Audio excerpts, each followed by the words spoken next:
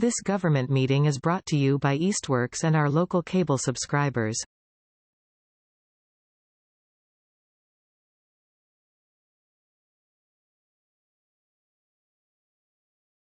Starting.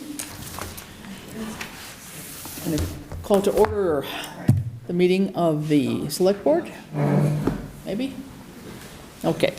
Calling to order the meeting of the Southampton Select Board at 6 p.m. on November 21st, 2023. If we could all start by saying the Pledge of Allegiance. Pledge allegiance to the flag of the United States of America and to the republic for which it stands, one nation, under God, indivisible, with liberty and justice for all.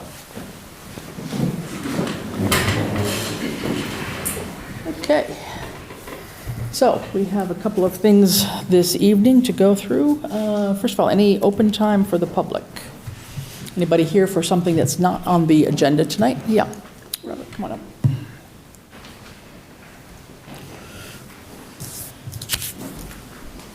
Robert Floyd, College Highway. Just a reminder, the town moderator special town meeting information session will be next Tuesday, right here, 7 o'clock. And that's to go over all the articles for the Yes, read all special the town articles. meeting. Right. Yep. Okay. Very good. Thanks, Robert. Yep. Okay. Hey, Stephen. Okay. We do have a quorum tonight. I don't see Joy yet. She'll be remoting in from time to time, maybe here. And when she does, we'll be on a roll call vote. But at the present time, we have our quorum. So let us get started. I think we have two hearings tonight. Motion to open the public hearing on tax Yes. rate classification. I don't know if we have those people here yet. I don't see those people in place. We have Motion to two open the assistants. tax rate classification public hearing, and then if we don't open it at 6, we can't have it. So open it and table it for later this Table it evening. until they come, I think, because someone is due to come for that from the assessor's office. So let's could we have a second to table that? Okay. All right, all those in favor? Aye. We'll pick it back up. Yep. Motion to open the continuance of the public hearing by Eversource for the poll hearing of 33 Manheim Road, install 6 new fully owned poles on Manheim Road in Southampton. All right, can I have a second? Second. Okay. Stephen, second. All right, so the hearing is now open, and we have our Eversource representative, I think, and we have members of the public from Manheim Road, I believe. I recognize a few of you from last time, so thank you for coming. Does Eversource have anything that they'd like to say this evening? If not, I think at this time we're looking for. Could you please come up? Sure. I think at this time we're looking for some feedback on designation of a scenic road, Right. what that entails, if that has been through planning board, what the parameters are that would meet those obligations, what have you. Right. So if we could maybe start there. I think we can start there. We've done some research, and thanks to our town clerk, Lucy Dalton, for doing a lot of digging through past history, most of which was not electronic, most of it was paper-wise. We do have a designation from a special town meeting in July 7th, 1987, that Manhan Road was voted on to be a scenic road in town. So that, Do you want to approach the microphone? just a minute. So these are the findings that we found from the town records that Lucy has found. And let's see what else is in here. There are several different ones here. Summarize, you maybe know quicker than what I found here, but you There's these documents. Yeah. someone back here saying that's inaccurate, so I'm wondering what they're saying. Be happy to. Could you please come up? I'm sorry. Say again, please? Just introduce You yourself. can only and- speak at the mic. Yes, that's what I'm doing. Yeah. My name's David Corey, longtime town resident. That meeting was held, I can't put an accurate date to it, but it was approximately 1993 or 1994. I was present at that meeting, and I can name many of the participants. There was nothing prior to that. Why would you remake that a scenic road? We have in the records minutes from, I can go right and get the book. I mean, I have all the papers. Madam Chair, hold on. perhaps the town clerk Yes. could make copies Yes. of the certified votes available Yeah. upon request. That would be fine, yeah. Yeah. Sure. We have the record from the town meeting, special town meeting in 1987, the way I'm reading this. That was put on the ballot at that point in time. So that's what we are going by. But to say at this point in time, it has been designated a scenic road. That was some of the impression that you all had last meeting. I have forwarded that information to the chair of the planning board. It's now up to Eversource to contact the planning board and request a public hearing. You have to go before the planning board first before it can come back to select board, because it is designated a scenic road. I'd just like to add that the designation of scenic road is to the MGL, the Mass General Law, so Right. that's, when we did approve it, we accepted it as scenic road according to that standard. So you asked a question about to what standard the scenic road was. Yeah, I want to make sure that we proceed. Sorry. And my assistant sent out the information on that to someone at Eversource for contact yesterday. Yeah. So that would be the next step, basically, would be for that to go before. So a lot of the information that you put forth here would go back to them. Can I just finish? Yes, please, go ahead. I can go right in my office and get the minutes from 1994 if I have to look for votes. 94, 97. If you want me to. 87 is what you sent me, Lucy. So if there's Yeah, 94. I mean, I'll go back and get 87 in 1994, so. Okay. I'll be right back. I'm not positive of that. All right. The issue is, though, that it has been designated as a scenic road. So if there's any other belief that it hasn't been, we do have town records that say that it was. But go ahead, please. So Your name? Justin Violet of 34 Manhan Road. So since we went right to the scenic road part, I do have a question with that. Since Eversource will have to go to the planning board with this. Correct. And since we're getting into records, maybe she could get them while she's there. So Russellville Road, all this electric work was just recently done over the past 2 years. Tons of tree cutting. That is also a scenic road from Red Brook to the Westfield line.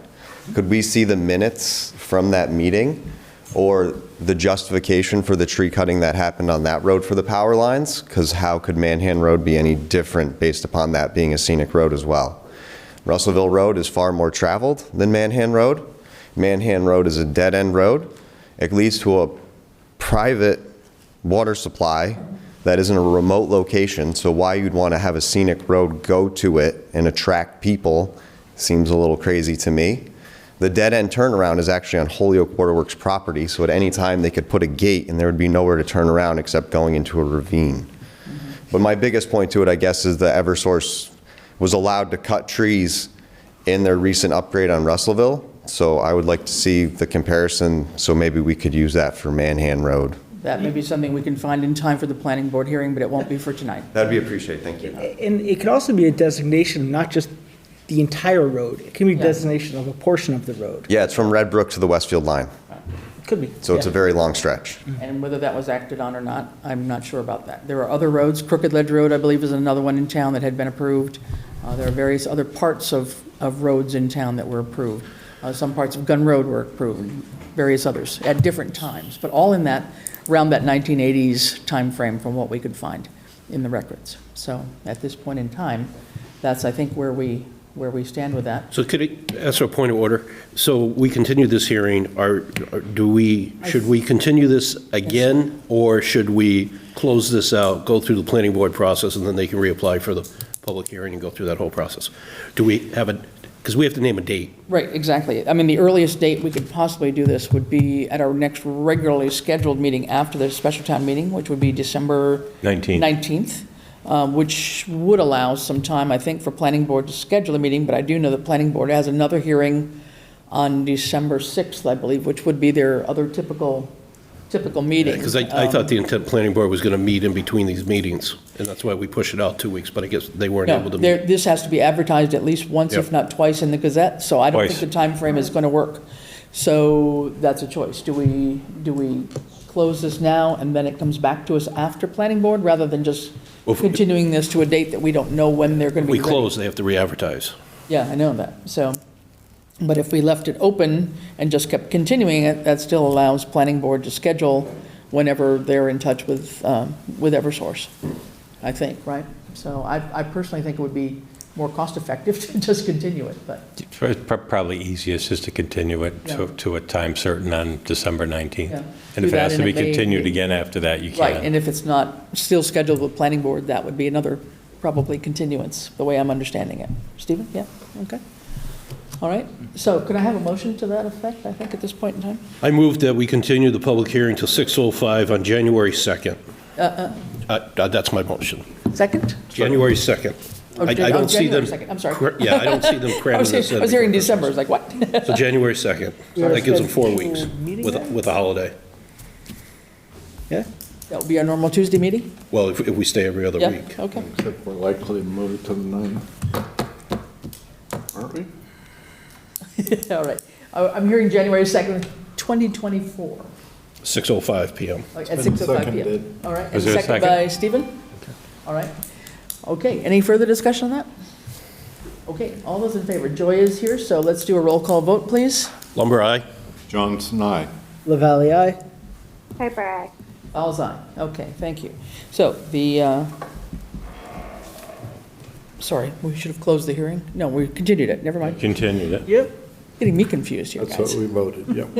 Okay, hearing's continued, and 1, 2, we 2, are, 4. we've approved the continuance until January 2nd of 2024. Okay? And in the meantime, Eversource will be in touch with the planning board. Okay? Thank you very much. All right. All right.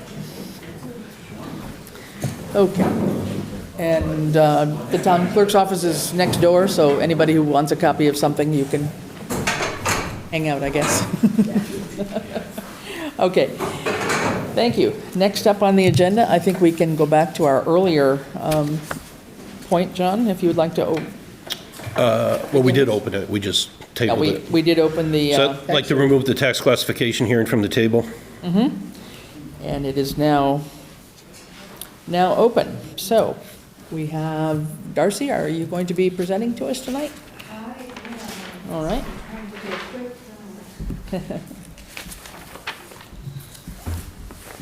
So we have, or you have the option of distributing the tax levy among the taxpayers in different, a split or single tax rate, the open space discount, residential exemption, and small commercial exemption. In the past, we've kept with the single tax rate because of the small amount of commercial that we've had.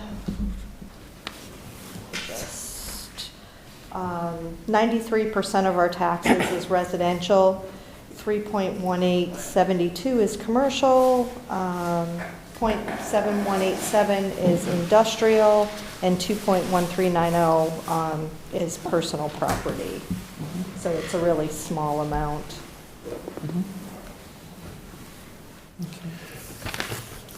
Can I ask a question? Yeah. If we were to do the shift, what would that allocate, what would the dollars be? I realize the totality would be the same, but what would that be to the rates? Right. So, let me see. If we did a split rate, John, is that what you're asking? Yeah. Sorry, Yep. Dave had to do something tonight, so I'm trying to Yeah. get caught up on this. Yeah. I think it, Really depends on how you split it. yeah. Well, what is our maximum allowable shift? Is it a 1.5 or a 1.6 differential?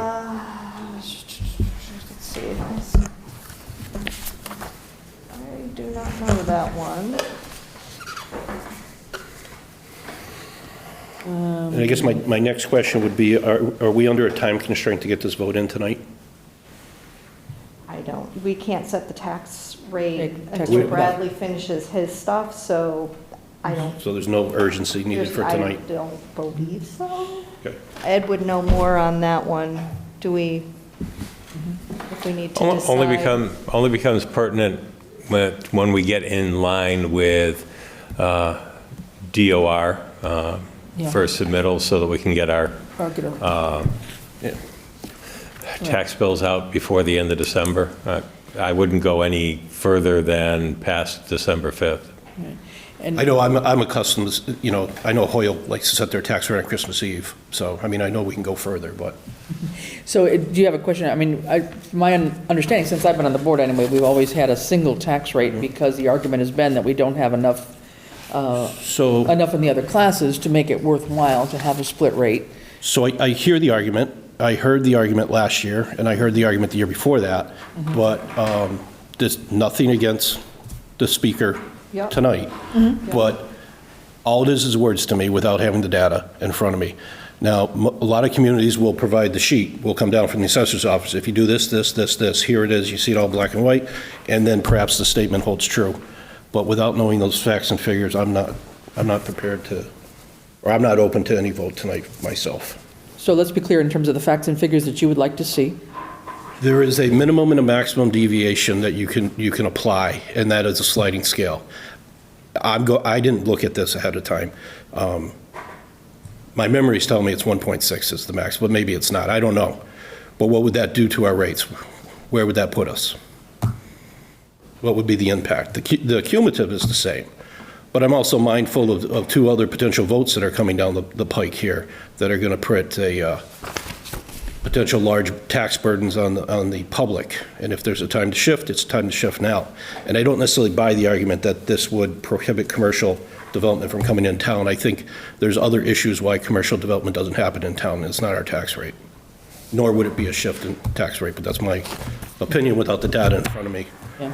I think in terms of just what I'm reading here on the form, and I'm just simply reading this, that the communities that have adopted a split tax rate is basically because they have a commercial base of at least 20%, which ours is So quite a bit lower than that. to me, when I read that, that was an opinion that was inserted into the writing. I cannot find that writing anywhere in the DOR or the tax records. Okay. All right, so I will have to defer till Dave can be here because I don't know the answer. And my colleagues may be willing to make a motion and cast a vote tonight. I just won't support it. But Okay. Anyone else have any other questions? Stephen, you've been on the assessors committee, anything? I'm afraid I'm not current on this issue, so I'm learning. Okay. Anybody else? I don't know enough about this to have an opinion. Okay. At this point in time, then if no one feels like they're comfortable enough to have enough knowledge to vote on this, then I would suggest that we do postpone this and have another hearing scheduled. But as the town administrator said, I would recommend that we do that on the December 5th meeting. Would somebody make a motion to that effect? Would that make it possible to have the data that John requested? I mean, that's Hopefully. fundamental. Yeah, I'm sure Dave can pull it up in the computer. yeah, and I guess the quickly. I just don't max is know- 175. I don't know the numbers and I don't know how to pull it up, so, Yeah. you know. So December 5th at 6 PM at 6 p.m. Norris At Norris School. Yeah. So was that a full motion, John? Please make a real motion. So just to be clear, Dave will present it at Right. the town meeting. So this will be a continuance? There's a special meeting just before in the library. Yeah. Okay. It's like 15 or 20 minutes before the town meeting starts. At the library, so, At the library at Norris School. okay. Okay. All right, so like 6. So let's, So I'll make the motion to continue this hearing till 6:05 Okay. sure. on December 5th in the library at Norris. Okay. Motion by John. Anybody Second. second? Stephen? No second? Stephen seconded? All right. Any further discussion? All right. If not, all of those in favor? Lumber aye. Johnson, aye. Valley, aye.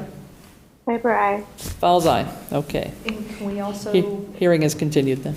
with our new hire, do we have that on the agenda? It's on the agenda for later? For later. Yeah. Okay. All right. Thanks very much on that. So this one is continued. All right.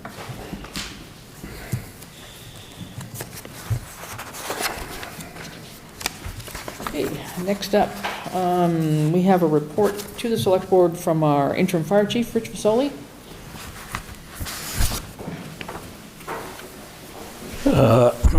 Rich Fasoli, interim chief, 6 Friar Road.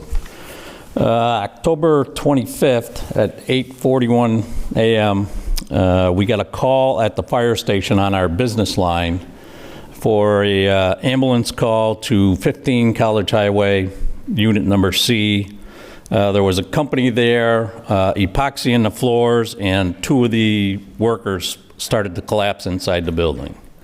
What happened was they thought they were between the fumes of epoxy in the floor and running a propane-powered floor grinder without proper ventilation. They were overcome by CO. So when we arrived on scene, the ambulance got there, Chief Ellingsworth got there, then I arrived. I had been at the school doing an inspection. What happened was we realized that we had 6 patients, so we called for mutual aid from Easthampton, Westfield, and Northampton. And we also called for Pioneer Valley. They were unavailable, so Action Ambulance came out of Springfield. The Easthampton showed up within 5 minutes after we arrived.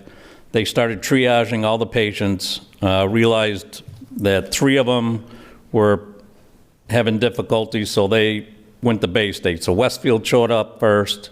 They took the first patient. Northampton showed up. They took the second patient, and then Easthampton took the third patient to Bay State. Our ambulance took the 4th patient to CDH, and the last 2 women, they decided that they didn't want to go to the hospital, so Action got refusals from them.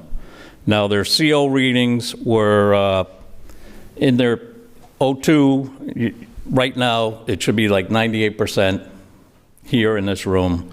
Their one girl had 67% O2. The worst man had 27% CO in his body. They all were the 3 at Bay State were on high flow O2 for 4 to 5 hours, and they were all released. Same with the patient to CDH. I just wanted to let you guys know, that everything worked out well.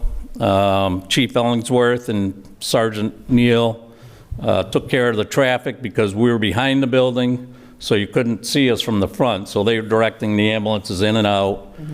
Chief Norris showed up from Easthampton. He was helping out. He called Bay State and CDH to let them know what we had. And I just wanted to thank everybody for what they did. The 2 medics on duty, Keith Cotner, he's a regular medic on Northampton, and Erica Rubner is a regular medic for Westfield. The 2 medics that showed up from Easthampton are actually work in Southampton also, Brennan Struthers and Dean Reel.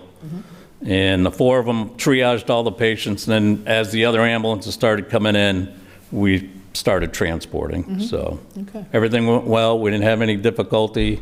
When the engine showed up, Captain Eline was on the engine. He went in with the CO meter, and the reading was 299. Here in the room right now, a CO reading, it should be 0. So it was pretty high. They were lucky that only 2 of them were overcome in the building, because if all 6 were overcome, there would have been a different outcome. Basically, it was because they didn't have the proper ventilation. What they were doing is there was a double storefront, so they were working from the front of the store to the back, sealing the floor, so they had the front door shut. And running that propane grinder, there was just no ventilation. Gotcha. So. Okay. Chris? Yeah. So 2 questions. Curiosity, why did they call, why wasn't it 911? What's that? You said they called the business line at the fire station, right? So if you guys were out on a call. Right, there would have been a delay. Would that phone call have been routed anywhere, or would it just gone to voicemail? No, that came right into the station number, 1700. So it would have, the answering machine would have picked it up. It happens a lot here in town. Some of the older residents will call the station direct, and when we get on scene, we always make sure to tell them, call 911, even if, they don't think it's emergency, but if nobody's at the station, we're on a call, Yeah. there's going to be delay. And then just to the extent that because it may be somebody else, but the workers that were doing the work, did they have all the proper permits required and all that, or? That I don't know. Okay. I don't know what. The ironic thing was, when we went around to the front of the building, in the windowsill was a CO detector with the battery door open, so it was disconnected. It wasn't working. So there was $2.99 in that store. The eyeglass place next to it was at $50, and then by the time we got into Westlake restaurant, because they came in later, theirs was up over $50. So we had to ventilate all the Those businesses. all the building. Wow. So To follow on to Yeah, John's Jen? question, does the fire department, do you have a cell phone that's issued for the fire department? what's that? Do you have a cell phone that's issued to you? Telephone, mobile phone? No. Okay, I didn't know, because I'm thinking, say, calls come into this line that only. It came into the business line, Yeah. and what Yeah. Keith Cotner got right on the radio and called Easthampton Dispatch, and then they started dispatching all the, Right, yeah. sent out the tones. That's when I heard the tones in the school. The captain on duty in Easthampton, once we get on scene, and I called dispatch to get Northampton and Westfield going, realized that we had 6 patients, and he told dispatch to call Northampton and Pioneer. So it was a group effort that went well Yeah. as could be. Although, just a lesson that 911 should be the first call rather than the Right, business line. right. I in mean, terms of any 911's real been around reaction time. forever, so, Right, so. yeah. Yeah, my Yeah. concerns that around that, like, what if no one was there to answer that call? Yeah, because none of the people lived in town, so I don't know how they ended up with the 1700 number, Yeah, so. yeah, interesting. Okay, well, good. Any other questions or thoughts? Yeah. Well, no, thank you for that. I know that day I saw a little bit of a flurry. I was passing by myself and saw the various ambulances back and forth and was wondering what was happening, and then found out Yeah. later on. So thank you for coming forth and sharing that information. And just a note out to everybody who attended and was there on time to do all the job that they needed to do. So thanks for the professionalism of the personnel that showed up from the various communities and ambulance services, and we're very glad that the people involved have a decent outcome. So thank you for that work. Okay. All right? Does the voicemail message say something like, if this is a life-threatening emergency, please call 911? I'd hope. It does. Yeah. Okay. Yeah. Okay. All right. Thank you for that information. Next up, Town Administrator Report. Ed. Sure. Just to let you know, the replacement of the flat roof at the 1971 addition to the police station has been completed. The extra plywood required to replace the hidden rotted decking cost an additional $1,359.75. The dedication signs for the East Street Bridge, naming it in memory of John V.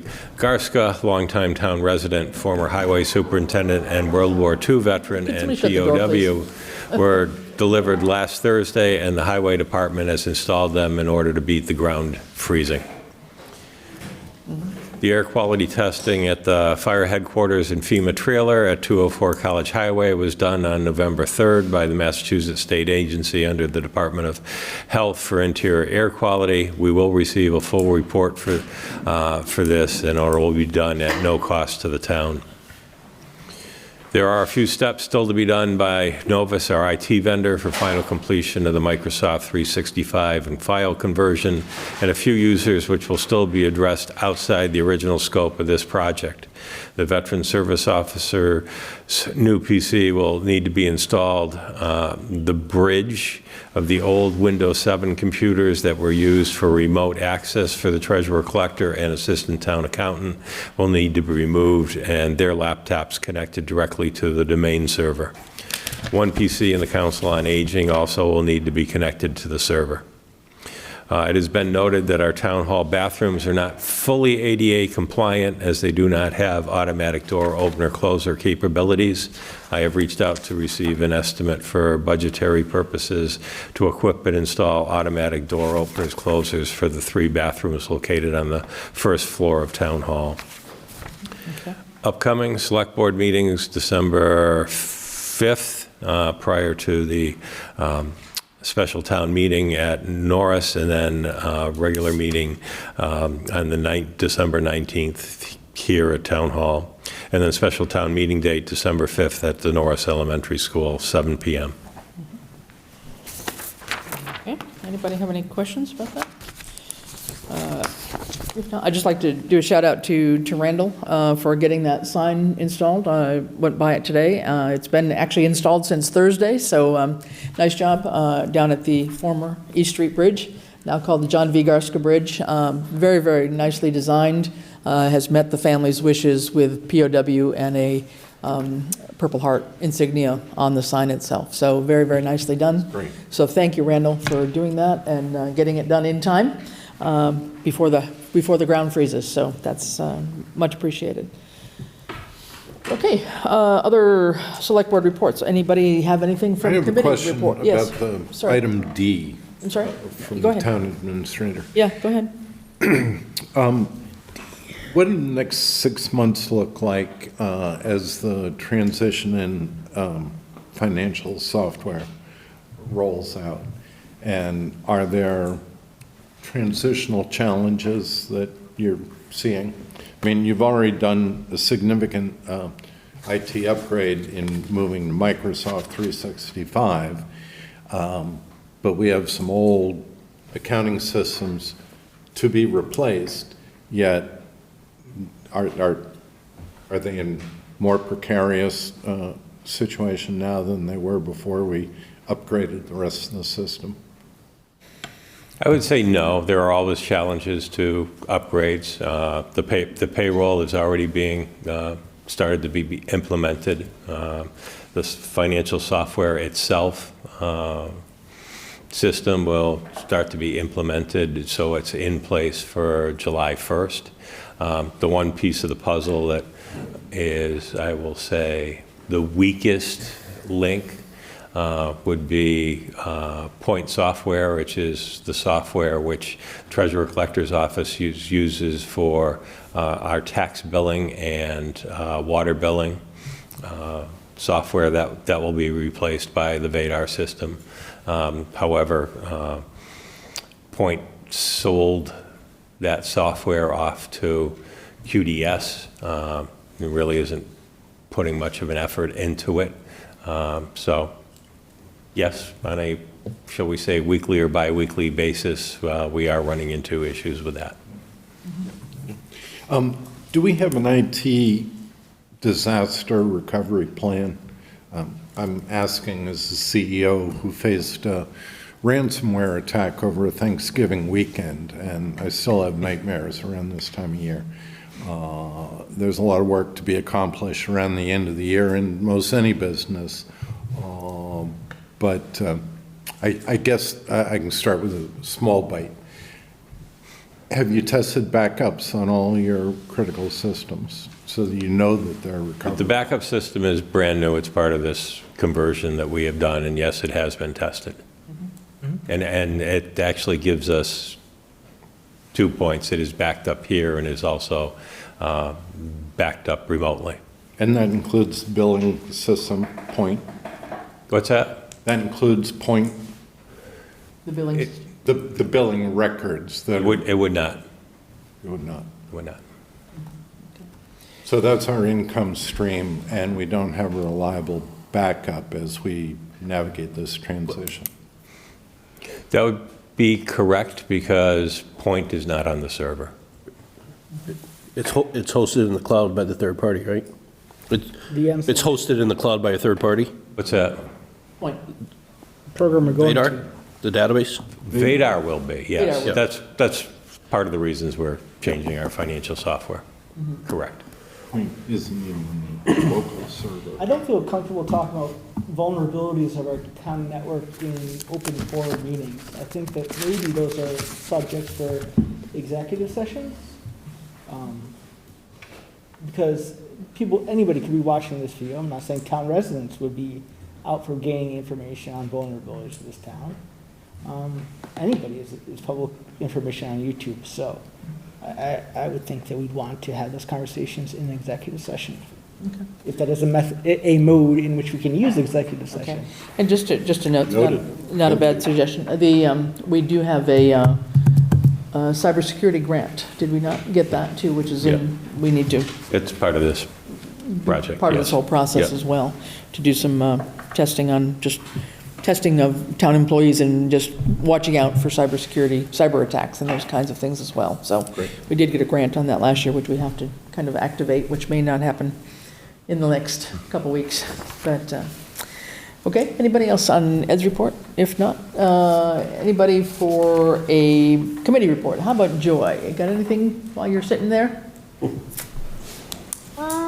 Actually, none of little louder, Joy. Can we hear you? Oh, sorry. Can you hear me now? No, not so great. Sorry. I'm on my old laptop. Okay, go ahead. Can you hear me now? That's better. Okay, I'll just hold it really close to my face. Conservation Commission didn't meet last week. The agenda wasn't posted. They're meeting December 4th. The Greenway Committee did have their public meeting at Norris last week. I think it went well. I wasn't able to attend, but I think it went well. And CPC is meeting next week, December 6th. And I think, and Housing Authority was unable to meet this month. They're meeting next December 14th. So not much going on. Okay, very good. Thanks, Joy. Appreciate it. Dan? Yeah, so planning board had to cancel the meeting because of an issue with the Zoom account. So that was unfortunate.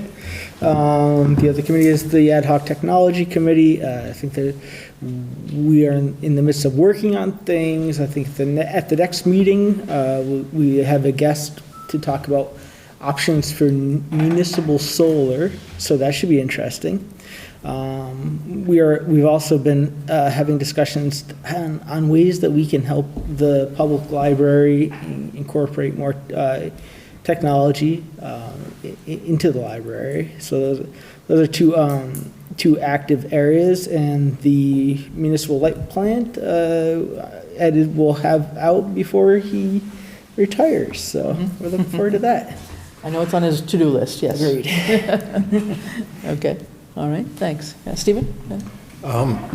Besides that, which you've already heard about, Open Space Committee worked on the public outreach materials for special town meeting for the Mountain Waters Project, and have now got approval for speakers and printed materials that'll be available at the town meeting. And the committee has divvied up getting posters posted all around town. So maybe you've seen one in your travels around town. I hope you have, but all of you know about special town meeting already. So, okay, good. John. PPPB met, and I believe most of their items are going to come up later tonight on the agenda.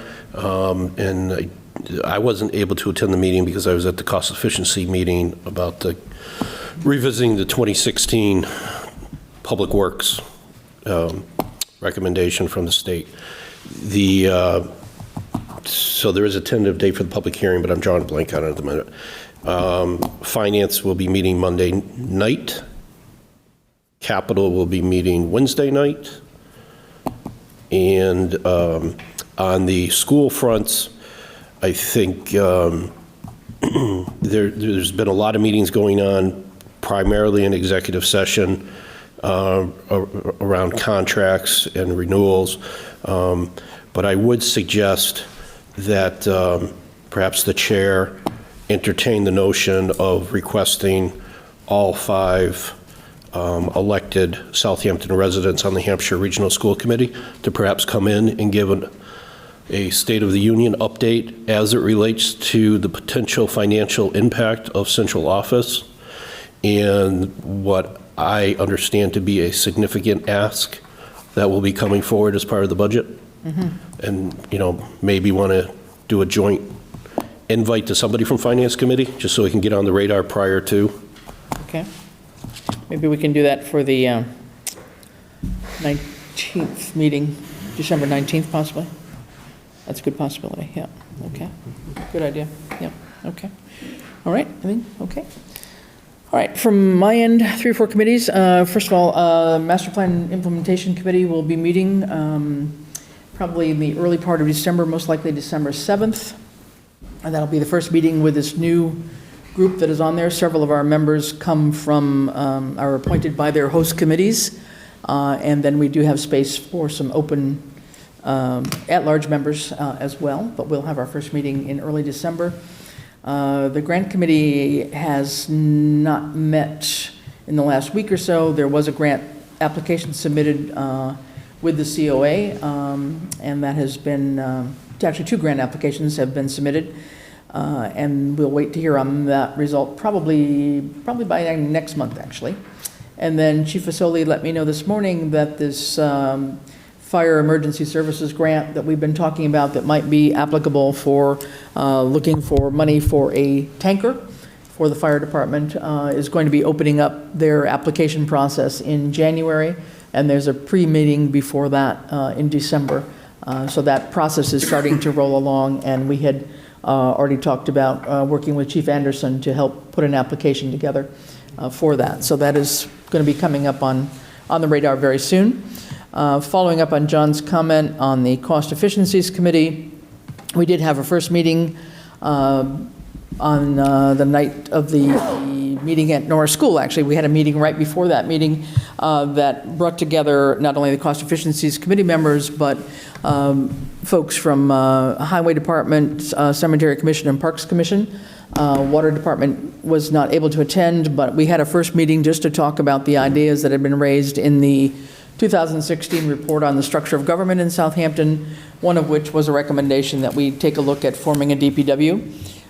It was a very good meeting, just for a first blush at what people thought. What are the pros and cons of that idea? Is it an idea that when it was raised early on, was its time too early? Is it perhaps time to think about that now?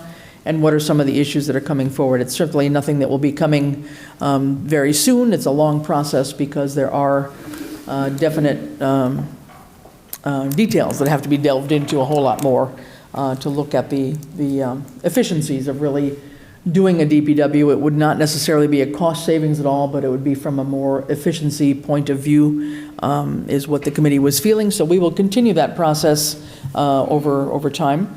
And since that did precede the meeting that the Greenway Committee had at the school, I'll just take a second and just say, I just shout out to the Greenway Committee for all their work in organizing the public meeting that was held at Norris that evening to give an information session themselves with Ty and Bond about the progress of the Greenway. I think it was extremely well attended, over, I believe, around 125 people. Lots of good questions, lots of good answers. So that was very, very informative, I think. And tying with that, Parks Commission had their opening with the Maddie Playground, and that was also a huge success, I believe. Very, very well attended as well. So thanks to everybody that's been involved in all these big events here in town. I think they're much appreciated. Everything is going to get used at the park. I'm quite sure the kids were on it within minutes. As soon as the classmates cut the ribbon, people were very actively involved. So that's happening on that front. On my front, just to say that I will report on one thing, because this was brought up in open meeting, open time at the end of September. People who might have been listening recall that we had a person, a resident from town, Nilda Cohen, who brought to us some concerns regarding the COA and various issues within the COA. And then came back in the following meeting on October 10th with a written note of what she had put orally to the board that previous meeting. Since that time, it's taken me a bit to do the research, but I had told the board that I would take it upon myself to do the research and see whether there were any issues that could be clarified here, or whether there were any facts that needed to come out. And I have since done that and put forth a written response to Ms. Cohen as of yesterday. And that was after a few hours of watching various meetings that have happened, the video recordings as well as reading minutes. But basically, there were issues about the transition timing of when the center was going to be opening between the current director and the former director during the June-July period. Those I found were pretty well announced in the Senior Scoop and online. There was an alleged comment that someone had left the office unattended and that there was somebody who had fallen. There were no dates to substantiate any of that allegation, and asking around 2 people that worked at the center and other seniors, no one seemed to know that. So if there was a report, it was never filed, or if nobody took the action to file the report, so there was nothing that could be done further about that. So that's unfortunate. If somebody did have that accident, it was never made known to the public on that. Issues around the feasibility committee contractor, Abacus Architects. There were public sessions, 2 public sessions where the public had a chance to ask questions about what was happening. There are minutes posted for at least 30 meetings during that time that the consultant worked with the feasibility committee. There was no evidence of a conflict of interest between anyone on the architectural firm or the COA board or the committee. And other than that, the COA board has been meeting in person since August of 2023. Before that, they'd had about 2 or 3 years of, during COVID, as many of us did, were meeting by Zoom.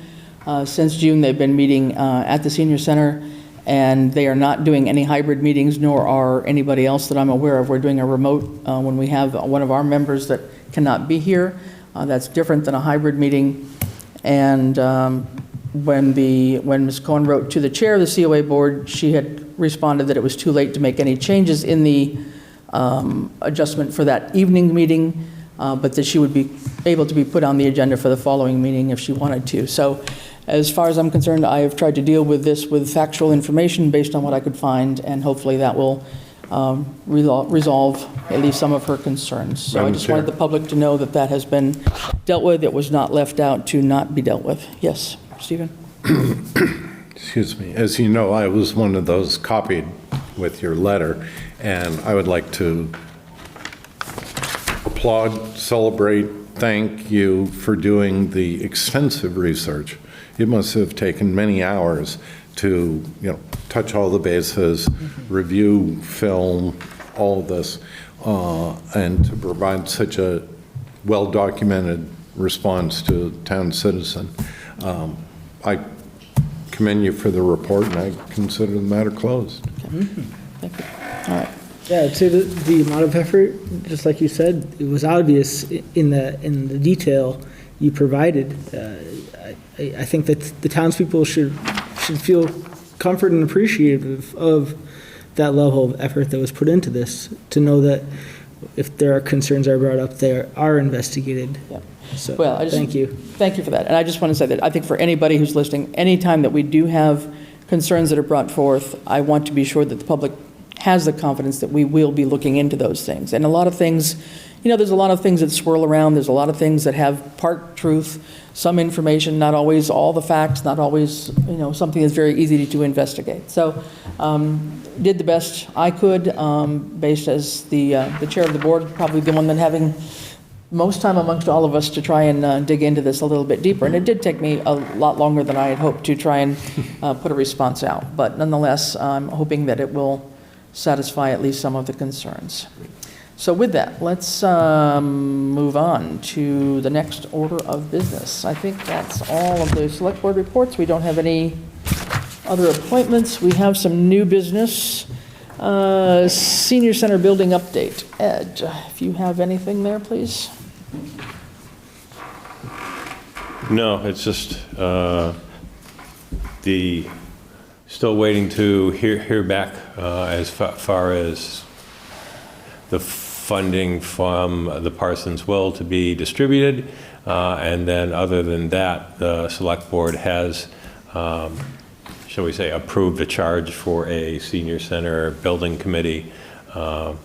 We have received one application for that committee already. I would expect to receive more, but hopefully we'll hear further from the attorneys on receiving that fund, so that committee can start its work and move forward. And I think we did say in the charge that the committee could, I'm pretty sure that the committee could start work while waiting. So again, a shout out to people that may be interested in that. There's information on the town website under the volunteer services page that talks about what's needed, but please be in touch if you are interested in serving on this committee going forward. There was also, and I will have to find it real quickly, Joy, you might remind me on this, on the Housing Trust Committee, we had put out a notice as well for people to apply to that, and I don't believe I've seen any applications for that, but we definitely are looking for people that would be interested in serving as part of the Housing Trust. And let me just find this for a second here. I don't think we're hold on just a second. So this would have been, I think we had put an idea of a date in here, but this too is on the volunteer page of the town website. And we would hope to get people interested in that sooner rather than later so that they can also begin their work. So again, this is for the Municipal Affordable Housing Trust. Okay, so there's various openings on various committees, so please take a look at the town website. We're trying to get people focusing on that and using it, okay? All right. All right, next up. Public safety? Public Safety Building Committee, yeah, I guess. Ed, you want to go ahead with that one too? May as well. Sure. Public Safety Building Committee did meet. They went over the prospect of 3 different options. The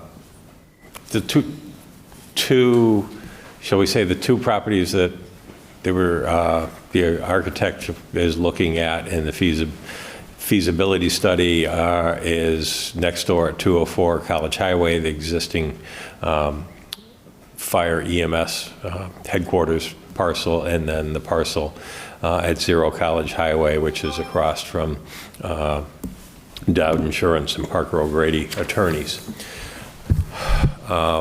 The committee has voted that at this point in time, the 0 College Highway is their preferential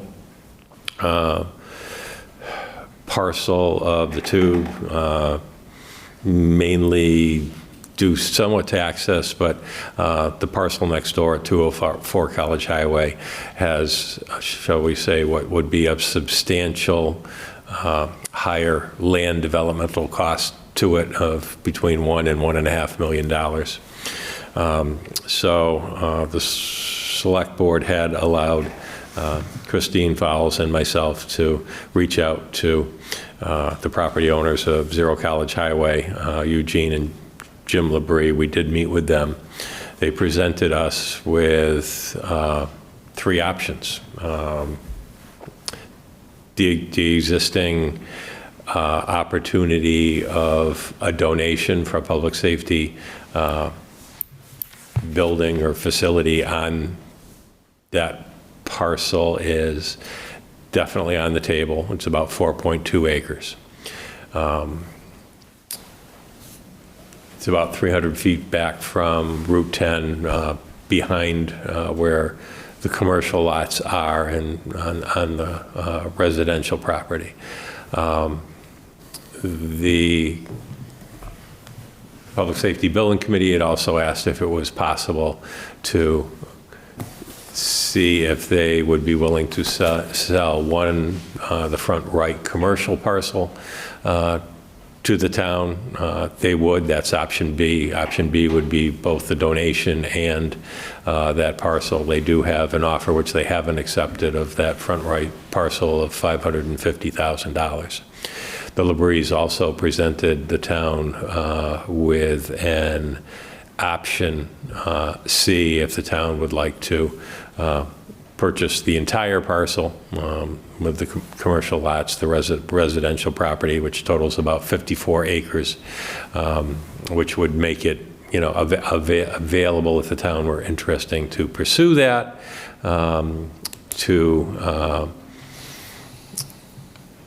whether it was affordable housing, senior center, or anything else besides, in addition to the public safety facility or building. So that was option C. Public Safety Building Committee recognizes that's a little further reach in and out than just they would be. I mean, that would obviously be getting into the Housing Authority, CPC, if they were going to be interested in it for affordable housing and what have you. But that is option C, which is on the table. The Public Safety Building Committee would like to move forward with option B of pursuing the donation and the possibility of purchasing the one commercial lot, the front right, which would give direct access out to Route 10 and be less turns. And if DOT is another condition of that, Mass DOT would allow us basically 2 curb cuts and entrances, the one on the commercial lot plus the roadway, shall we say, into what may be development. That's the advantage of having the commercial lots. The commercial lot, it's a direct access.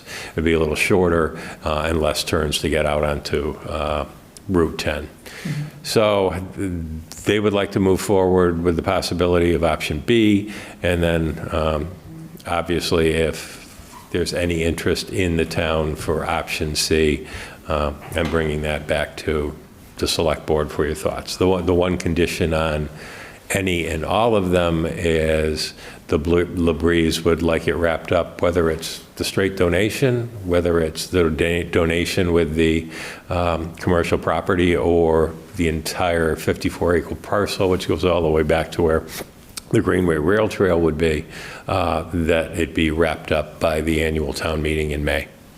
Mm-hmm.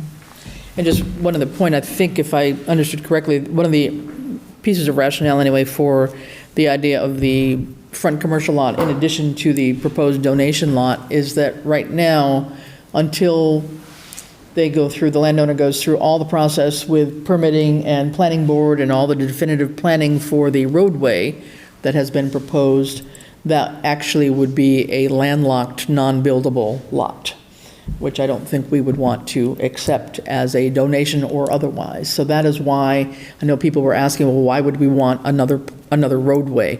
That would be so that we could have direct access into the public safety complex, irrespective of what happens with the rest of the property, and would not be delayed in a sense, or I guess, delayed by whatever may or may not happen in the future, because that's at least 6 months down the line probably for that to be finalized, I would think, in terms of all their permitting that they would have to do just for the roadway part, not even the housing or whatever development would be done there. So that's my understanding on that.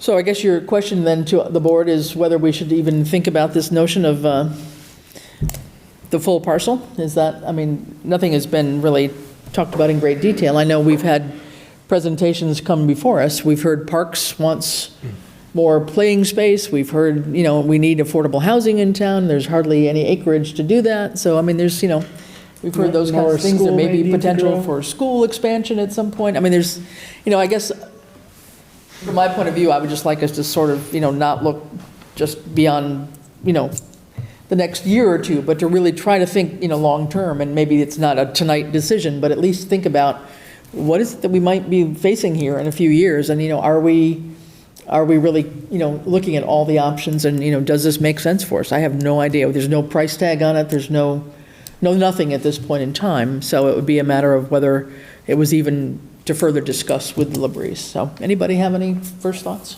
Oh, I have plenty of thoughts. Yeah, okay. Just speak up so we can hear you. All right, so like you just mentioned, parks. If we want to prepare our town for a good spot, for say a few decades from now, giving them some land to work with is not a bad thing.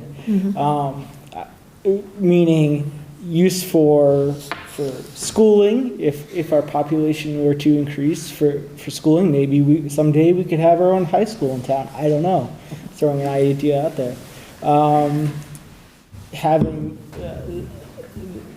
the opportunity, maybe the senior center would be interested in using that parcel as well, so those things are co-located. Another idea that jumps into my head is giving a space in town for maybe not an industrial park, but maybe a commercial business district may encourage business growth in this town. So maybe there's some opportunity there for that as well. I mean, we have a lot of pockets of business, but an area that is dedicated to that, which also has some shopping for restaurants and for people at lunch. Maybe there's a good planning board, planning exercise around what could be done to really encourage growth in Southampton if they had this land available. I don't know. Those are my thoughts. And just to say, I think that the way things are designed right now, the frontage, there's 4 parcels, I believe, that are zoned for commercial use right now, I believe, right? Oh, the front 300 feet is zoned commercial. Okay. Correct. So far, they are not subdivided. They're not subdivided yet, but they're... Yeah, the residential parcel designation starts 300 feet back off the road. Okay, I corrected. Yep, Stephen. Madam Chair, this is a very important, significantly large property in one of our growth areas in town. It is where we have a concentration of housing, of commercial offerings, and the future development of this property will interact with all of those. It does, as prior speakers have mentioned, offer possibilities for a wide variety of municipal uses or beneficial public uses. I'd be happy to work on some conceptual site planning about how the town might coordinate those several uses, given that it has already seen this as an area for growth with the commercial zoning on the Route 10 frontage, and it is just very strategically located to other developed property. Also, sensitively adjacent to one of our most prominent farms and a future recreational transportation infrastructure, the Greenway. So I'd be happy to help with that. Okay. John, first thoughts? Well, yeah, I'm not opposed to looking at anything. I think this might come out. This is going to come out of left field if all of a sudden the proposal is to acquire all 54 plus acres. Sure. So there'd have to be some sort of game plan to present to the public. And I mean, I'd also, we need to know what the price tag would be to go with this. But I think there's a lot of possibilities, but it's also, what's the master plan say, and be in that area. It's no secret. Have been and will continue to be a big advocate for. We need to change how we do the public education in this town. We either need to get all in and become one regional school district, or we need to get out of Hampshire Regional and be our own school district. And I think after the joint meeting, you may tend to think it's time for us to exit, as I do. But that's a possibility. New school gets built over there, then Norris comes down, then housing goes in at Norris, or so. I mean, it becomes a domino effect. But we have the rare opportunity to take a look at this to see if the voters are going to support it. I do think it'll be an uphill battle to get all 54 because just of the abutters that turned out for the ZBA meeting. But we should do due diligence as long as it doesn't slow down the process too much and/or burden the, getting the ballot question up on the public safety building. You know, I see this is an opportunity to put both together, but it's also Yeah. possibly divide the question. Okay, yep, So we can keep moving forward with public safety. sure. Yeah. Joy, any thoughts, Joy? Not at this moment, no. Okay. All right. Good. So I don't know. Yeah, we don't have, it was just thrown out on the table, so we don't have any real details about that. So I guess, are you looking for just some direction from us to pursue this, or? I'm looking for direction, and I am prepared if you would like to know what the purchase price or acquisition cost of the entire parcel, I can tell you. I don't know. That's good to know right now. 2.6 million. However, but if you start thinking about that in different ways of, okay, if we did move forward and weren't interested in the entire parcel, but were the donation and the front commercial lot, which is 550,000, if you take the 550 from the 2.6, you're down to 2 million. And then what, you know, what's the end game? Would the town be interested in doing some affordable housing to use CPC funds?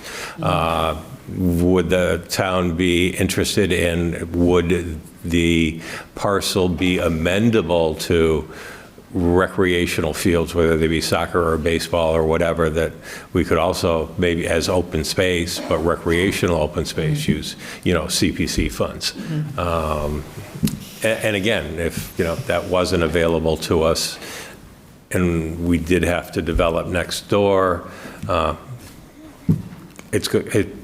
the starting cost is going to be at least $1.5 million, and that's not counting whatever it would cost the town to temporarily house the fire and EMS. So that's how my brain, you know, looks at some of this. If we took the current site here, is what you're saying. Right. Next door. So is it possible to move along and continue to gather fact on options B and C? And then perhaps with the final outcome at the regular town meeting in May, put 2 questions up? Yes. I think it would be. I have a question. Would exploring option C be something that would be under the purview of the Open Spaces Committee, or do they mostly concern themselves with like more like preservation of land? I'm just wondering if there's a group in town that would already be like focused on this type of thing. I would think it'd be planning. Planning board itself? Yeah, that makes sense. Yeah. Okay. Like if we knew we wanted to restrict it to conservation land, then I'd say we go down that road. But the committee that has the broadest oversight and recommendation would be planning. Makes sense, yeah. I think you're getting into, shall we say, personally, I'd reach out to planning, to parks, to housing, and perhaps back to this, what would be the senior center building committee, if, you know, they had any interest at all, rather than over on Clark Street. But those are the ones that immediately come to my mind. Agreed.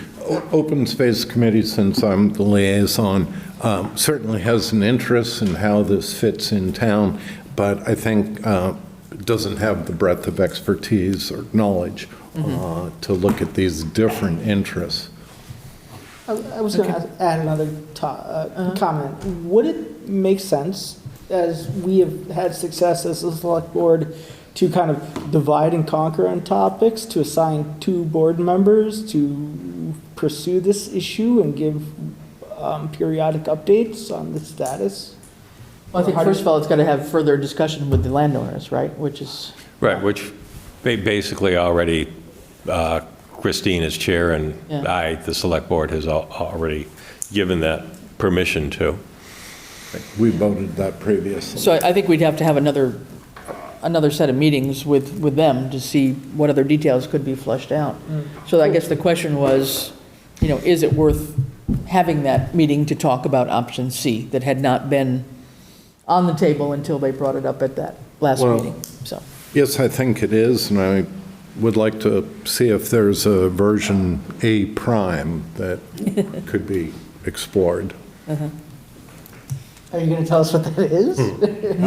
Right now, it's in my imagination, but I'd be happy to give you something more tangible before you sit down with the landowners. Okay, all right, well, if you can do that.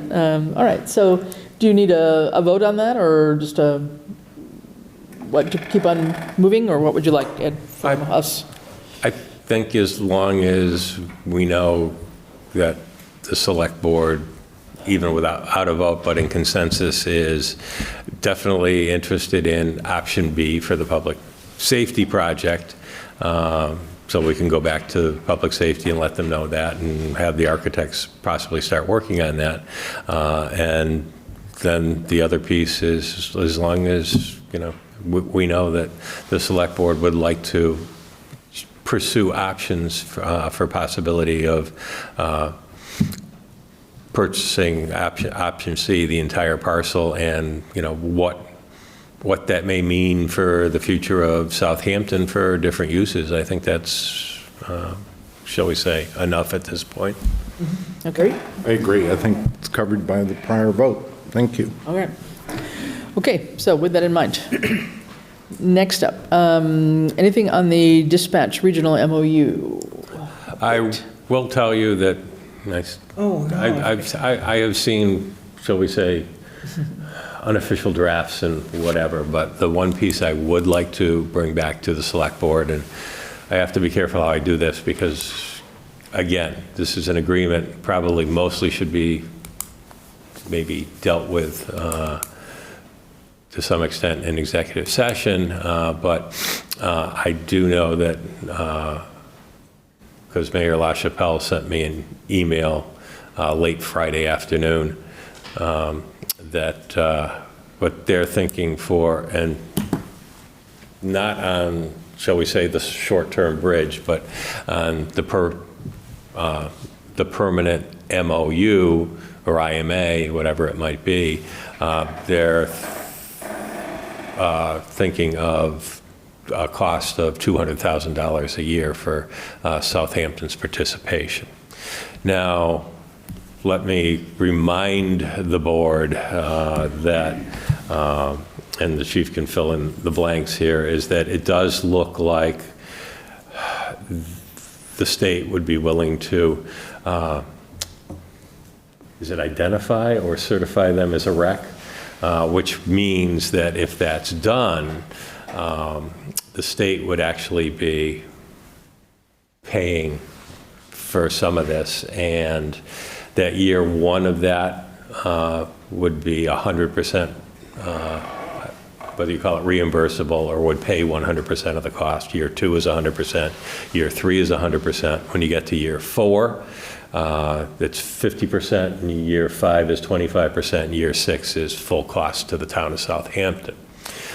So I know that they see that, and they may have gone higher than they would have if we were paying that, shall we say, directly, because they're going to get it from the state. However, whatever that dollar amount is, I want to remind the board that, okay, after 3 years, there's going to be some cost to the town of Southampton.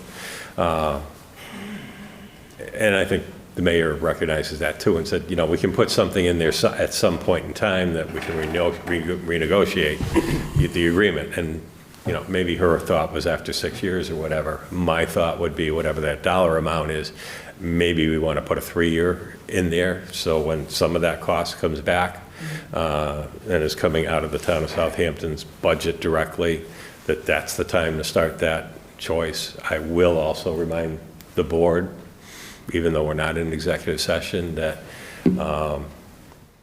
when it comes time, whether it's 3 years, 4 years, 5 years, or 6 years down the road, there's going to be a different mayor in the office. And, I will tell you from being there, if I walked into a mayor's office or even a town administrator's office and another community came to me and, geez, the agreement was for whatever, 100,000, we'll just say, and all of a sudden it comes up for renewal, and all of a sudden Southampton says, it's a little high, we want 50. That person's not going to have much knowledge of what the history was here and why Southampton may want to renegotiate that down. Ian, would you like to add anything to my summary, please? I think you summed it up pretty well. I did have a conversation with the State 911 rep who spoke on behalf of the director of the State 911 department and inquired in particular about the Easthampton Dispatch Center getting recognized as a regional dispatch center. And essentially, once we get the intermunicipal agreement, he said that it doesn't take long. It's pretty much at that point because we've already done everything. We're already there. It's a very short time frame to be recognized. And I asked him in particular, is this funding that we have to budget for or and then get reimbursed? And he said, it depends on the municipality. He said some don't budget for it because they recognize that the state's going to pay for that regardless. So you'll have to start budgeting for it in the fourth year, if that's what the select board decides to do. All right.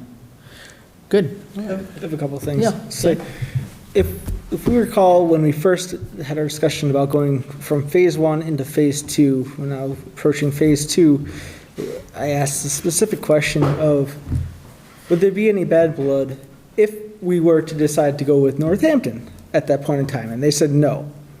So with such a large sum of money on the table, I feel that it is worthwhile to ask Northampton to provide what their costs would be.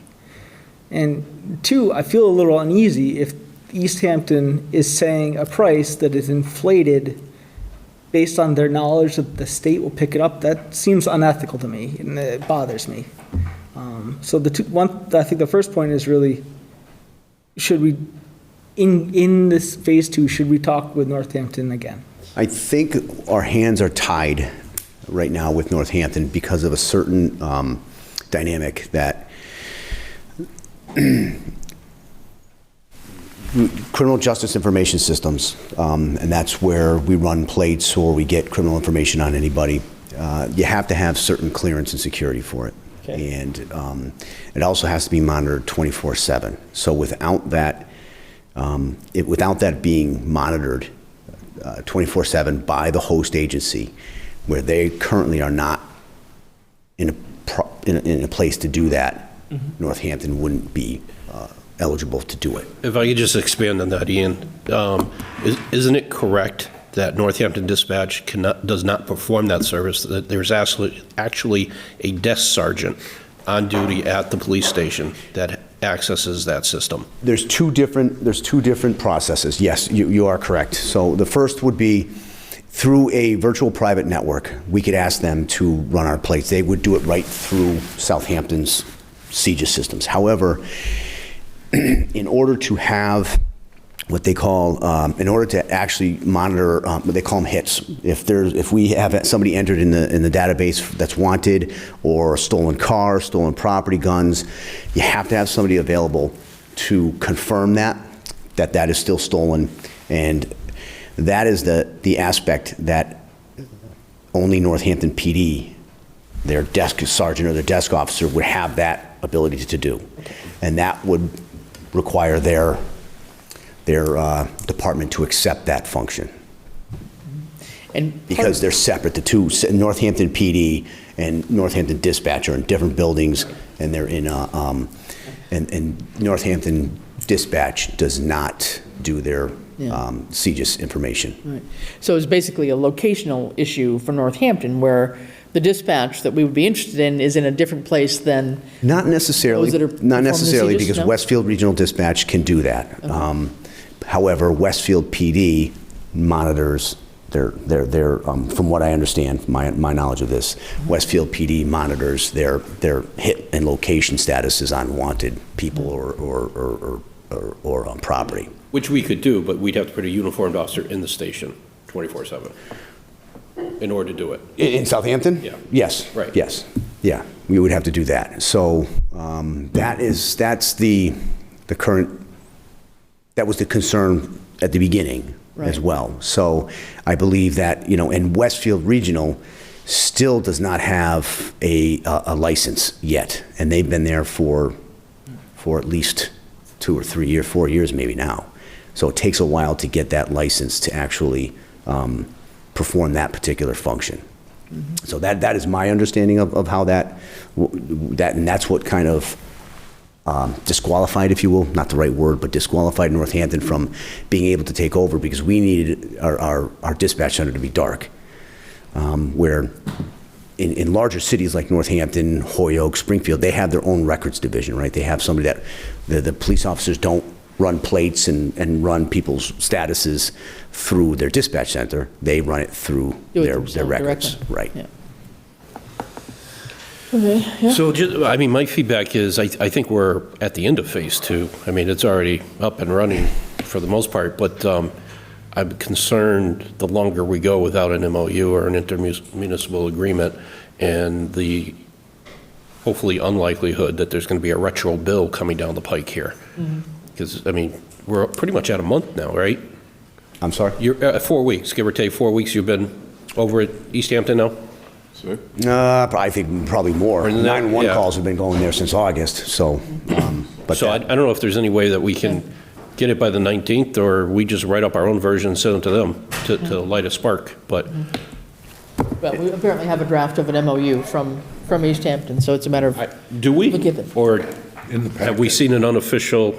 No, that's a different. No, there's something else. You said you received something from the mayor's office, right?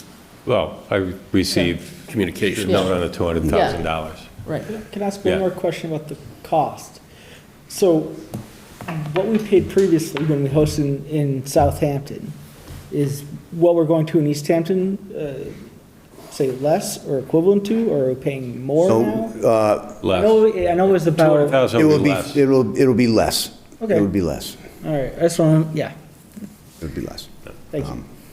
So, and now that we have our infrastructure set up for Easthampton, it would be, and it's working. Yeah, I know. That would be a difficult thing to an entirely new process to change, right? Yeah, I'm not saying I want to change, I just want a comparable No, I understand. price. It's like buying a house, I want to look at more than one. If we didn't run into that roadblock with Northampton, I think we would have been able to explore both departments on an equivalent basis. But because of that roadblock, we weren't able to. And then we just continued to move forward. And because of the emergency status of this, and now we are where we are. And and to your knowledge, Northampton is not pursuing to be a CGIS accredited dispatch then? Recreational, I call it a rec center. Rec center regional. themselves. Yes. I don't believe, I think that the director there, this was going to be her ability to start that process. I don't know if they're doing it or not. Yeah. Okay, well, I think we need to move on with whatever we have for some ideas of the MOU and see if we can get that concluded sooner rather than later then. Well, the select board did designate you and myself again to be the front of that. So you and I can get together and discuss that. We shall do that. All right. Develop a response. Yep, okay. Chris, the only thing I would say is, hearing that number now, I think when you look at that agreement, whatever it is, that I would be interested in understanding, not necessarily how they came up with the number, but how the funds are going to be used. For example, if 50,000 of the 200,000 was to be carved out specifically for requests to enhance or update or maintain existing Southampton telecommunications, and 150 was to go to the personnel in the process, and we could control, because we've talked about moving the antenna, moving the fire department antenna array and things of that nature. Is that all part of this? Because they're going to benefit from the technology upgrades if they're coming out of our It is not. It won't be, no. So we got to negotiate it. No, that particular fee would not go towards that. And the reason I say that is they have they'll qualify for a development grant. And that is the grant that allows for the technology and improvements and so forth. So I don't believe that, based on my conversations with, in the meetings with the teams that we were involved in. Yeah, but I guess one of the other things I'm thinking about, there will come a time, if this is going to become the new norm, won't there come a time when they're going to decide for their own best interest, which is fine, that they need to enhance technology? And then it's like, okay, well, we're going here, so you have to go here. Here's your price tag. Well, no, that's kind of part of the annual money we give you, that you bring us along with you with, and that's the budget. You know, Right, yes. That's a possibility. There are grants for that, and I think that's where we may want to look at that IMA a little bit more, closely about the enhancement of Southampton's technology as well. Yeah, okay, point. Okay, thanks, all right. Thank you, Ian. Okay, a couple more here. Anything more on the Collins Center, Ed? Classification compensation study? No, I believe that you have done just about 99% of the employee interviews at this point in time, but I will be checking back in with them this week to see where we stand and what the next steps are. Far as I'm aware, they're still on schedule to finish this in before the end of 2023. Okay, all right. All right, nothing else? Fire chief profile, duties, fire chief search. John? Right, so I realized when I sat down here, I said I'd have the charge today, which I don't. But I did, we do have the one, of the 2 open seats, we have 1 applicant in, and then I received, was contacted by a different citizen who is going to submit his application for the 2nd seat. Okay. So provided that can get done by the 5th, perhaps we could act on those 2 to fill it in. Okay. And we are plugging away at applications coming in. They're still being deferred and held over, but they So they're being received but not really dealt with? I'm just acknowledging receipt. Yeah, okay. And then I'll let them know when the committee meets. Okay, yeah. And will you be able to have that charged for the 5th, you think? Yeah. Yeah, okay. Yeah. All right. I'll probably send the chair a draft version of it ahead of time. Okay. No problem. You know how my spelling is. We got it. Okay. All right, anything further on that? If not, Easthampton aid agreement for the ambulance, and this we do have in our packages. It's an annual renewal, and Chief Fazoli has been working with Chief Norris on it, and because I am getting to be more and more of a short timer, I just want the select board to know what is up, what's being done, what have you. So I put it on the agenda tonight, and it's in your package. So if you've got any comments, questions. I have 2 questions on this. One, what happened to our 11 free calls for mutual aid? They seem to have gone away. And 2, it may not happen, but there should be a paragraph in here when we have to go to Easthampton because they don't have anybody to respond in their ambulances because they're out on calls. And if they're going to charge us $500, we should charge them $500. Chief Fazoli can answer that, but from what I've been told, when we go to Easthampton, we're billing. We're doing the actual ambulance billing. They are too. When they come here to Southampton, they're billing plus charging us $500 for the benefit of crossing the town line, is what it says on the back page. Yeah, under number 6, I think it is, right? Yeah, if... Well, that's the transport. Oh, that's the transport, hang on. Number 8, anytime Easthampton Fire Department responds as the primary ambulance and provides mutual aid service, Easthampton Fire Department will be entitled to submit for Medicare and other insurance underwriters and recover all associated reimbursements for patient transport. In addition, Easthampton Fire Department will bill the Southampton Fire Department $500 for the service, regardless if the patient is transported or no services are needed. So we had our current, I wasn't, and maybe this is the case, and I know this wasn't Chief Fasoli's watch when this happened, but the existing intermunicipal agreement called for 11 mutual aid calls at no charge, and then the $300 charged after that.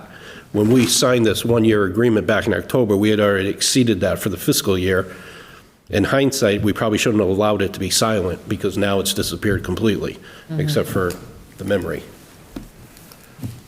And I just go back, what's good for the goose is good for the gander, because there are times when Easthampton has both their ambulances out, and there's nobody in the firehouse to respond, and they call for mutual aid. Have we had that happen, Chief? That situation where we've had to respond in lieu of Easthampton, when Easthampton's been fully booked and we've had to take on one of their calls? Do we respond to Easthampton for ambulance? We respond to Easthampton for ambulance, yes. So, but then we would get the billing for that if we were the primary ambulance, Right. but we don't charge Easthampton like they're charging us, right? No, the only charge we would have is if we did a paramedic intercept.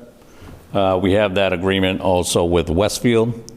But when we go primary, we do the billing. There's no separate charge to Easthampton. And I think the way it came to us is because we had exceeded a level of requests, I guess, for the Right. need for Easthampton, such that it was putting a burden on the Easthampton department to respond to us, and therefore were we at $200 a call, or was it 300? 300. That was the original agreement. That's why this was written, yes. Yeah, it was And it 300 was originally. it's for our paramedic license with the state. The state requires, with our license, to be paramedic 24 hours a day. And, there's gaps in our schedule, unfortunately. Medics are hard to come by. I have 2 applications out for paramedics right now. They would be, for the part-time. I mean, we have the 2 full-time positions that aren't filled yet, which would help quite a bit. Paramedics, Easthampton and Northampton, they've had job openings, and they can't find anybody. So what they're resorting to now is they'll hire a basic, and within 2 years, they have to have their medic. So everybody's kind of in the same boat. This is just a unique circumstance where, not so much now, but previously, we were using Easthampton quite a bit, where, like you said, it was a burden to them. Yeah, and I think that, so the challenge might be to go back and see in the original agreement, because this would be extending it for just another year until October of 24. And with their union contract, when their ambulance goes out of town like that, they have to do a callback. So. Okay, but I think as John was pointing out, in the original agreement that was signed, there were X numbers of calls that were not charged I think it was like 25 calls or something, yes. Whatever that call is. So it would be a question whether that could be put back in, that once it exceeds X numbers of calls, then this kicks in at the $500 rate. Because the intent is we are going to turn it around. I mean, right, that's our intent. We're going to turn the fire department around. We're going to get to a spot where we don't have to rely on Easthampton. Right. Then we don't want this standing afterwards, that on the very first call, that they come over to where they're charging us, which is what this says now. And when we go to them, we don't get to charge them the fee. Right. But at a minimum, if we could at least take a look at whatever those numbers of calls were, whether it was 20 calls or whatever it was, that was at no charge, and once we exceeded that, then it kicked in. Then this would if we kick could in. go back and see about putting that paragraph back in there, I think that would be, more amenable to us at least, I think, on that part anyway. Because I think John's right. I mean, we wanted to do this, but to show that we're also trying to build up on our own end and not to be so dependent to have to use this. Right. And so to show that, we are making progress on that, I think it would be good to at least put a floor in the number of calls that we would, that they would do at X price, and then once it exceeded that, then. Right, and I'm happy to go the opposite direction too. Just remove the number of calls we go to them and charge. I mean, if they want to charge on call number 1, then we charge on call number 1. It's got to be equal. Okay. But if they want, if we get 25 free and they get 25 free and you don't have that surcharge, okay, no problem. But on call number 26, if Southampton gets to number 26 going to Easthampton, that's primary, we're charging the 500. So those would be recommendations anyway. Okay. If those are. Thank you. Negotiating points. Okay, thank you. All right, so that can be some thoughts going back toward them. All right, town administrator search, that one falls to me.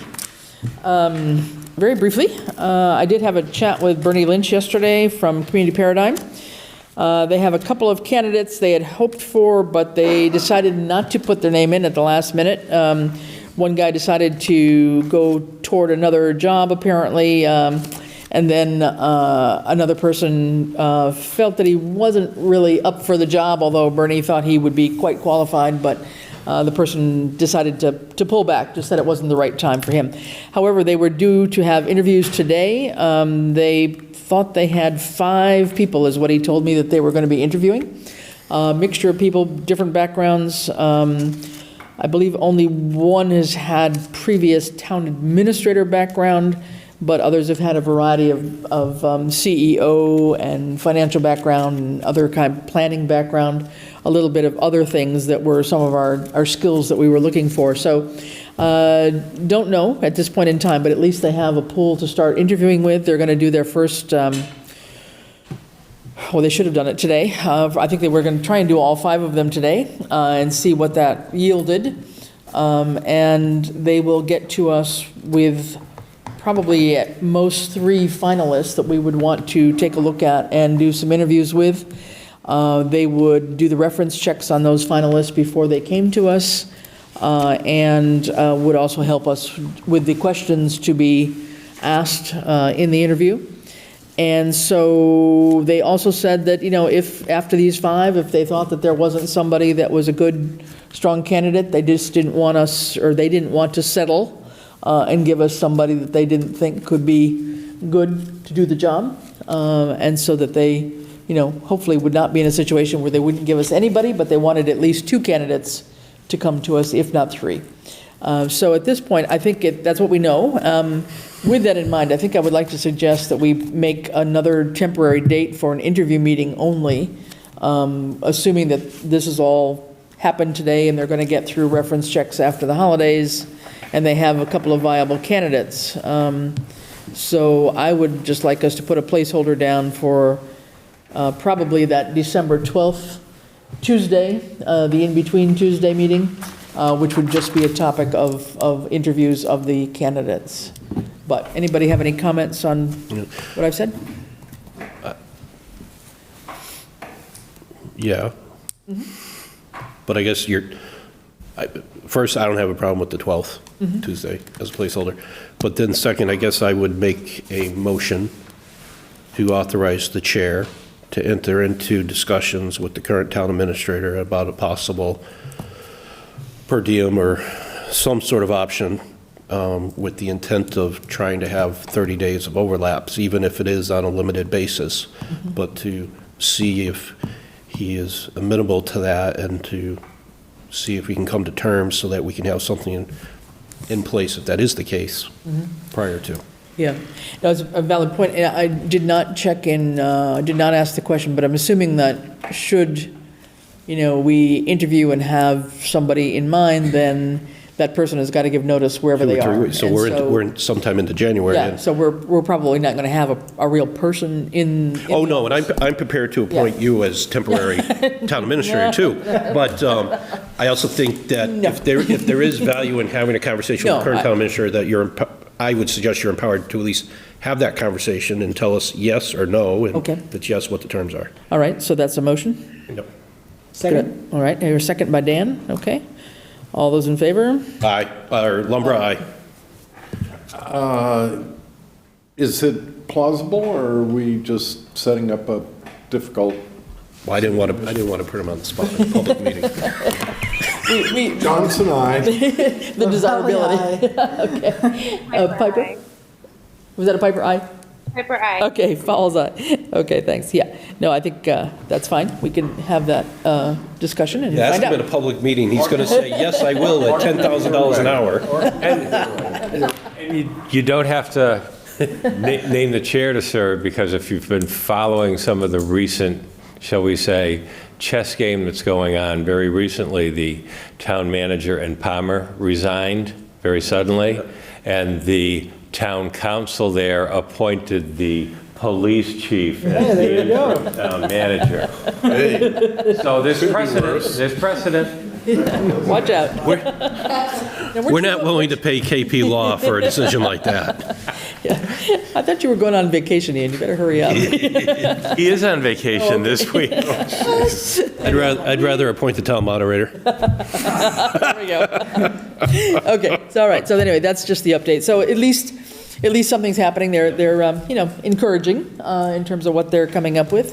So we'll see. All right, couple more here. Veteran Service Officer recommendation. Ed, again, please? Yes. I do have a recommendation to the Select Board that I would like to move forward with. If they agree with it, I would like to put forward a PCF for Michelle Murdoch, who has been serving as our temporary Veteran Service Officer, to fill what I will say is permanent part-time non-benefit stipend position as Southampton's Veteran Service Officer. I've interviewed her. I did speak as a follow-up with the Southbridge District manager who oversees 4 different towns, one of which is Auburn, which Michelle is the part-time VSON. He did hire her. He's been very impressed with her and with her knowledge and what she has learned. So I'm looking for the Select Board's approval to move forward and make that official and put a PCF out there for this position to the PPB and the Select Board. Mm-hmm.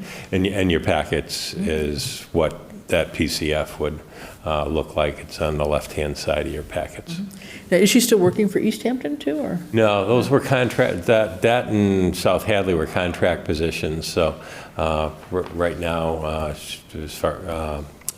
just Auburn. Mm-hmm. And she has said that she'd be willing to do expand the hours and the position here in Southampton if we found the ability to do that. Mm-hmm. Okay. All right. Could we have a motion to that effect then, in terms of Ed's recommendation here, to go ahead with the... I move to accept the town administrator's recommendation and authorize him to sign off on a PCF and forward to the town accountant for approval through its normal process. Mm-hmm. Okay. With an effective date of 12/1. Mm-hmm. Okay. John motions. Could I have a second, please? Second. Stephen second. Okay. All those in favor? Lumber, aye. Johnson, aye. LaValle, aye. Piper, aye. All's aye. Okay. Motion's approved. Thank you. All right. Next up. Point of order? Yes, sir. Just, I didn't realize this was on the agenda. I'm going to remove myself from the room as this is a direct competitor. Gotcha. Okay. Next up is the, MIIA insurance renewal. So I'll turn this over to Ed. So this is the company that covers our property liability and workers' compensation. Correct. Program. And it's been a couple years since they've actually offered something like this, but what they are offering is a renewal proposal for fiscal year 25 and fiscal year 26, which would include a rate change of 0% for fiscal year 25 and up to 2.5% for fiscal year 26. And that's on our current rating. So if we add property or anything, that is additional.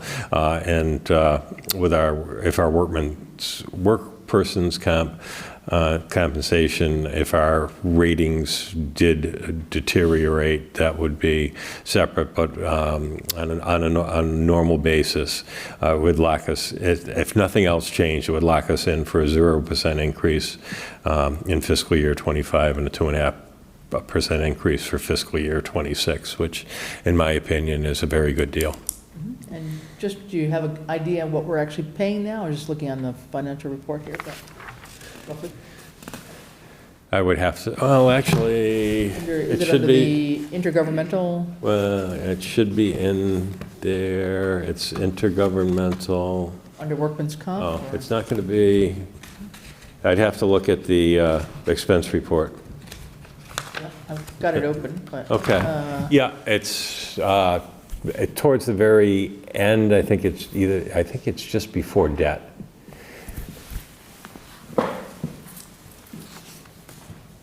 So under general fund? No. Under Yeah, it's an 01 account. Yeah.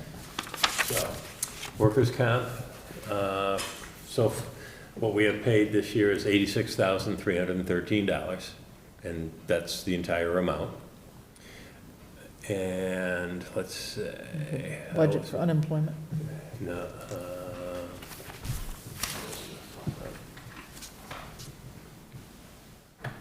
Insurance general, that's our property and liability, and we have paid $112,889.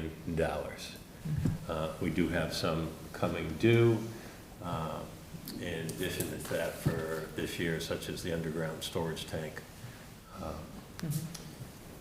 renewal. Okay, all right. And with that, if we added any new vehicles or whatever that came on, that would be additional. Okay. All right. Anybody have any questions about that? Move that we renew the MIA insurance. Okay, Stephen motion. Second. Okay, Dan second. Okay, we have, Joy, are you there? Roll call vote. All those in favor? Piper, aye. Okay. LaValle, aye. Johnson, aye. Fowles, aye. Okay. 4 passes, and John has recused himself. Thank you.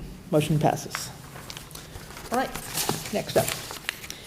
Just briefly on the ARPA update. Just one thing. Last meeting, we had one pending item that's been kind of hanging out there for a while. This was on the request way back when from the quilt shop, I believe, for some funds under the lost revenue category. Hold on a second. This is one we haven't acted on. We've gone back with a request or two to give us some further information. We didn't have any real data on that to substantiate it. At this point, I know there was a letter sent out in August. We still haven't heard anything back. I would just like to recommend that we just take this off the agenda and cancel this one as a request. I agree. Yeah. Do you need a vote? I'll make a motion to that effect. Second. All right, Dan second. Any discussion on that? All right. All those in favor? Lumber, aye. Johnson, aye. LaValle, aye. Piper, aye. Fowles, aye. Okay, thank you. So with that, we are right tight in terms of our funding. I'm still checking on one thing with the school expenses here, just to be sure that we've got those accurately reflected. But one thing, and it's not a motion tonight, but just informational, I'd like to go back to the funding that had been approved for the public safety building study, complex building study. If you recall, there were 2 votes that had come through 2 different times. One was for $75,000 and another for $50,000 that had been approved from ARPA funds. So that was $125,000 approved from ARPA funds. In the interim, since all that has happened, we've gotten $50,000 approved through the state's economic development bill for, I believe, fiscal '23, and then Senator Vilas has let us know that there's an additional $35,000 that he was able to carve out for this fiscal year. So all in all, that's $125,000 from the town, ARPA funds, and $85,000 earmarked from state. So that gets us a total of $210,000. Are any of those state funds tied to an earmark appropriation that may or may not happen, or a bonding authorization? I believe these have all come through. They've all come through. They've all come through. Both have come through. So that's good news. So what this means is that we actually have more available than what we probably need for the study. The study came in with the HKT firm at about $159,000 plus around $8,000 for additional things if we wanted to do them.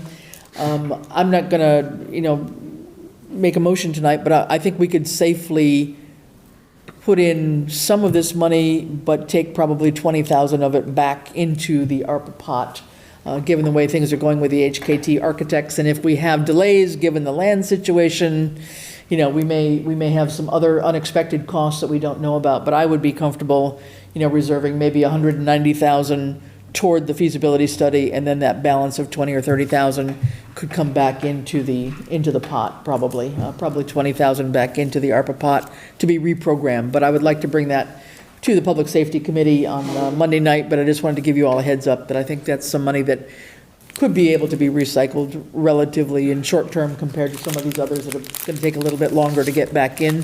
And I think with that too, there may be a savings a little bit on the roofing of the police station at the Old Town Hall. Ed, you said you might have a little bit. Yeah, there should be like $2,500 or $3,000 coming back, closing that project out. So those are at least some things that we'll try to tidy up and get that clarified. So that's good news, but if anybody has any other thoughts, that's kind of where we're aiming for at this point in time, okay? So at this point, we're trying to focus on the monies that we have remaining on municipal projects, right? On municipal projects, such that. For the most part, yes. We had allocated a number of amount of the funds to the townspeople. Right. At that part that. Yep. We're So considering that closed. Our main focus going forward would be on municipal projects. I think that is fair to say. And we have actually another full year to spend or allocate this money until December 24. To allocate it, it has to be fully spent by December of 26. So we have, a whole year, actually, if there were other things coming forward. And as some of these grant monies get recycled, I guess I'll say, some of them were put out due to a match needed for a particular grant. And so as those start to come forward, we'll probably see a little bit more trickling back in here. So I think we're in okay shape, but I would like us to hold off on any new proposals for a while. Okay? Good. Briefly, financial closing 2023 update, Ed. They are very close. We did lose a couple of days last week with some issues with point where the town accountant and the treasurer collector were not able to reconcile, but I am still very hopeful that everything is closed and done for in time for the December 5th special town meeting. Okay. Good to hear. All right. Any questions, anybody? What's that? Good work to them. Yeah. Yep, good, I hope so. All right. Next up, draft amendments, PQB rules and regulations update. I think that was something that was going to be on an agenda item, or? Right, the committee has closed all current requests for this public hearing that's going to come up, but any more requests would just go into the next cycle. Okay. For a public hearing. All right. And has a date been set for a hearing, or not yet? No, I looked at the minutes. We're going to set that in. Okay. In December, we're going to meet a week early because of the holidays. Okay, good. All right. Okay, any other business that can't wait until our next meeting on the 5th? Robert Scott. Yes, Robert. Mm-hmm. Robert Floyd, College Highway. There's a pipe that the town put in the Center Cemetery in 1960 to manage the stormwater of Pomeroy Meadow Road from Gunbrook Extension all the way to Route 10, and then draw a pipe to the cemetery facing the northern part of the cemetery, facing Route 10, and running it down that, which is now a driveway, a road, underneath it, outside of the cemetery. And that was in 1960. For years, it's been blowing out and making a ditch, eroding. The Cemetery Commission asked the Conservation Commission years ago to take a look. They did, to see if it was jurisdictional, what could be done. At the time, Tony Zaharias from DEP was a CONCOM member, and he and they thought that it was runoff from Route 10. Therefore, it was a state problem, not a town problem. How do we approach the state? Nobody knew. So it just sat idle for a while, as you can imagine. And Tony went to Germany and wasn't here to follow up. The Cemetery Commission asked the new Concom agent to take a look a couple months ago. And he did, I think, last week, and he wrote a report. The town put it in. It doesn't serve the cemetery, but it goes under the cemetery. And in 1960, the town acquired an easement of the northern border of the cemetery, if you will, 56 feet wide. And since 1960, about 90 graves in that 56 easement, roughly. This is on the side toward Party Patrol, that area? Yeah, right from Party Patrol fence, 56 feet from the fence. So... I'm sorry, the town acquired an easement, or Yes. the town granted an easement? Town acquired property from an individual whose name I can't remember, but I have it in my notes. And with only an easement and not outright ownership, expanded the cemetery into that? Well, It's a drainage easement. Yeah. The cemetery shouldn't be there. So in it's a little late for that 1960, now. everyone agreed to put gravestones. Yeah. And so, I have 2 engineering degrees. We don't have a town engineer. I have some ideas, which I'm not going to share. But the concept is not to replace the pipe, which some people think is a thought, and no. But it's what to do with the outflow, The erosion area? that's really dramatic. Now, for years, it hasn't backpedaled towards the cemetery. Could it? Perhaps. Some of the pipe could disintegrate, but as it's been for years, the force is west, and it's digging a big ditch. Will that undermine the pipe? Perhaps in time, but we have no resources. It doesn't serve the cemetery, but we're sort of the guardians of the cemetery, so we just want to bring it to the town. And I certainly am available to lead you there if anybody wants an individual or group field trip there to take a look. When it rains, it's very dramatic. It's an 18-inch pipe. It's very dramatic. You mentioned there was a Conservation Commission agent who looked at this? The agent looked at it, and the agent looked at it, and the report was something needed to have been done yesterday. Okay. And there were some recommendations about what the cemetery could do, which he doesn't have a purview for, Yeah. but we understand. But this is something that we've known about for years. In fact, Ed and I were going to go in the fall when everything cleared up and the foliage wasn't there, because you can't see it in the summer. And the foliage is so thick you cannot see. So you have to wait till everything dies down or go into winter, which is not safe because it's icy and slippery. Could you forward that report on to us so we could read it? Somebody has it, but I can certainly, Or if someone send it, yeah. Yeah. I just want to see what their recommendations are. Yeah. Stephen? Do you have complete as-built for the drainage system that outlets here, the problematic outlet? Do you know everything upstream that's a pipe? We've never had any problems upstream from the outflow. You're getting massive inflow from perhaps a set of storm drains. All through Pomeroy and Rosalie and Courtney and Parsons also collecting there. Was it Yes. that one storm drain? Yeah, so it goes from Gunbrook Extension all the way to Route 10, and then it's piped to the cemetery, and then it goes under the cemetery out. So, you can either solve the problem at the end of the pipe or back at the source is where I was headed. And if you can alleviate some of the pressure on the system with alternative stormwater management, Yes. minimize the loading of the stormwater system, then you're going to have less hydraulic power at Yes. the outlet. And it's been very rainy season we've had. It's really helped. I understand that concept. I think the problem, at least the immediate problem, needs to be directed and focused on the outflow. Is there a way to put a barrier or something so it isn't eating away at the sand and the soil, which is easily disturbed. Okay.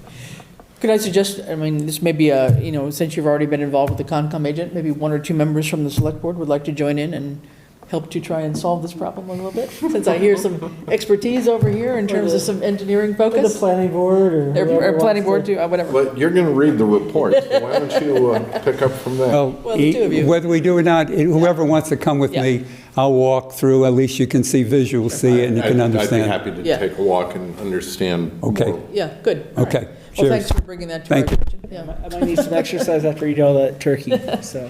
Okay. All right. Okay, thanks for that. So before we jump into old business, I would like to make a move to put the PCFs up ahead, since Darcy's been sitting here very patiently all evening here. No objection. If we can do that. Without objection. Okay, Yeah, sorry, Dan, go ahead. just before we jump into any other business, there's one item. Was there on- another one? Sorry. Yeah, I had this idea, this great idea, that we should make a movie about why we need a public safety complex.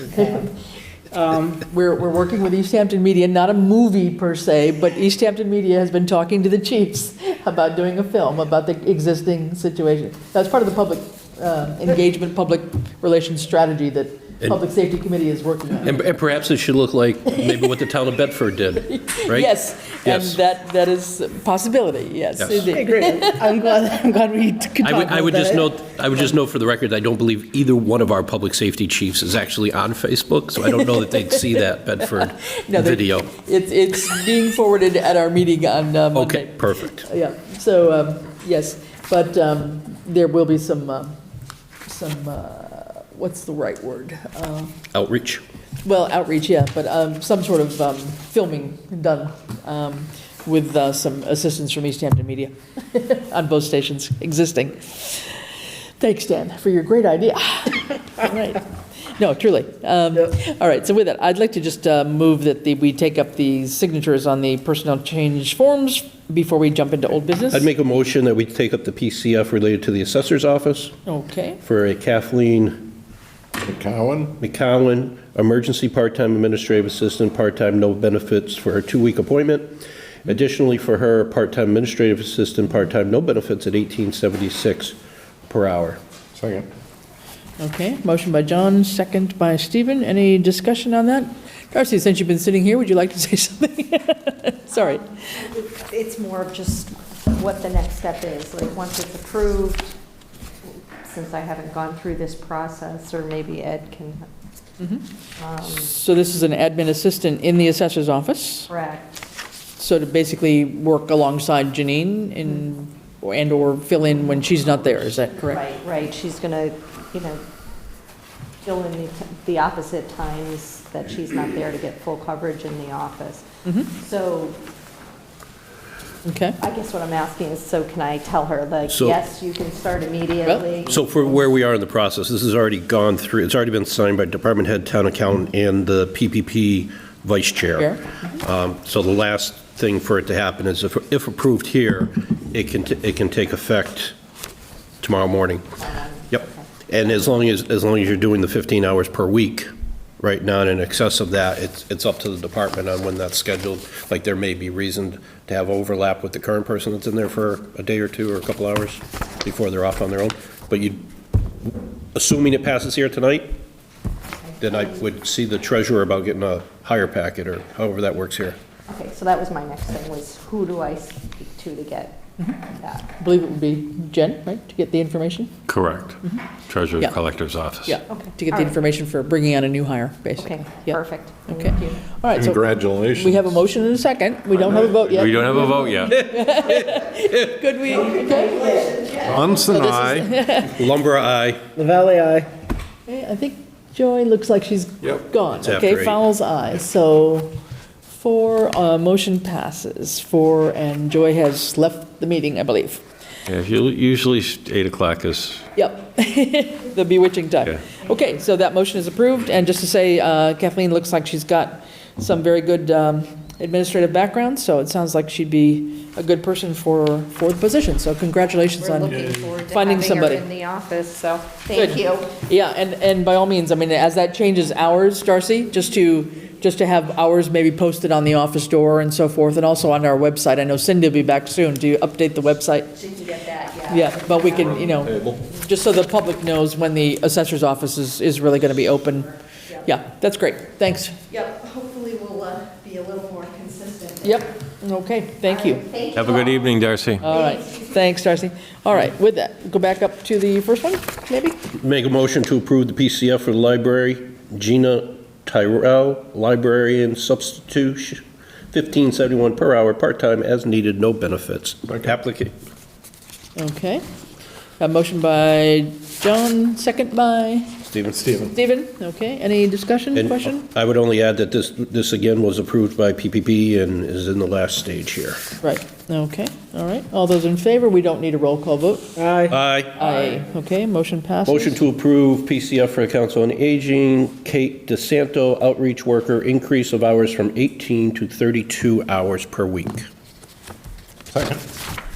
Okay, could we have a little discussion on this? This is the emergency staffing issue, Yes. is that right? So Yes, so it appears, I'm just going off the notes here. Yeah. This is for a full-time emergency temporary appointment not to exceed 12 weeks that has increasing the hours of this individual due to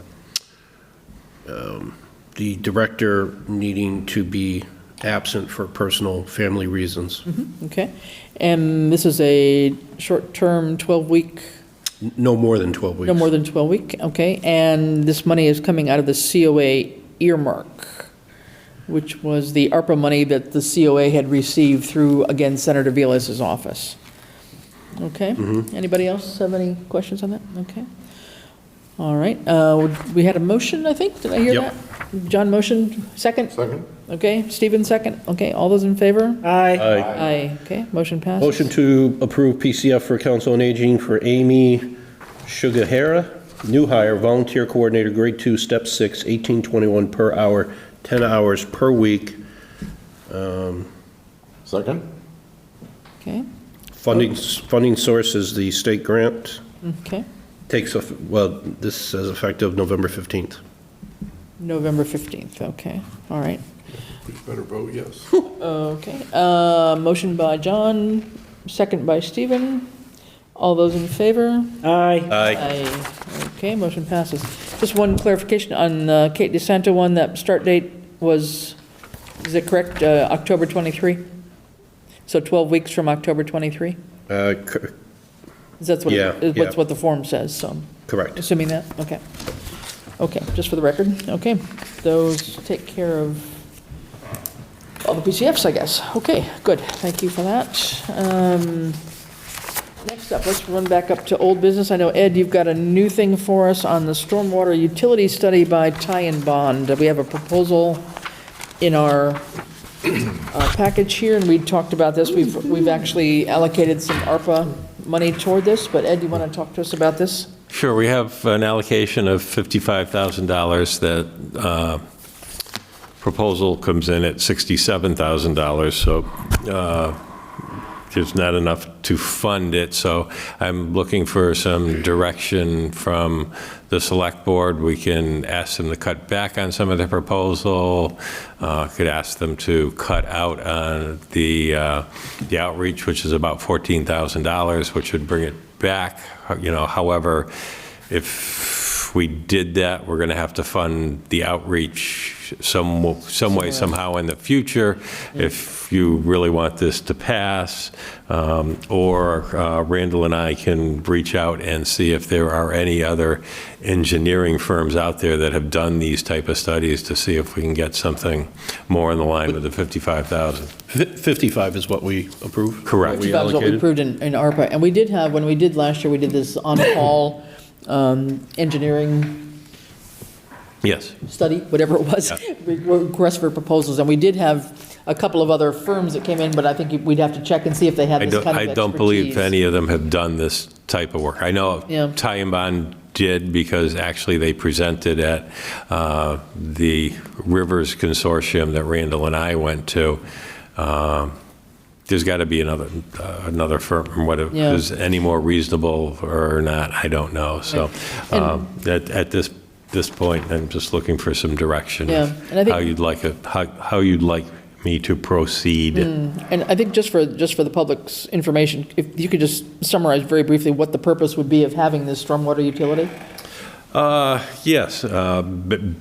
Basically, shall we say, our MS4 permit, which is how the town handles its stormwater, is done under the DEP. The rules and regulations have gotten more onerous, shall we say, over the years as we renew that permit.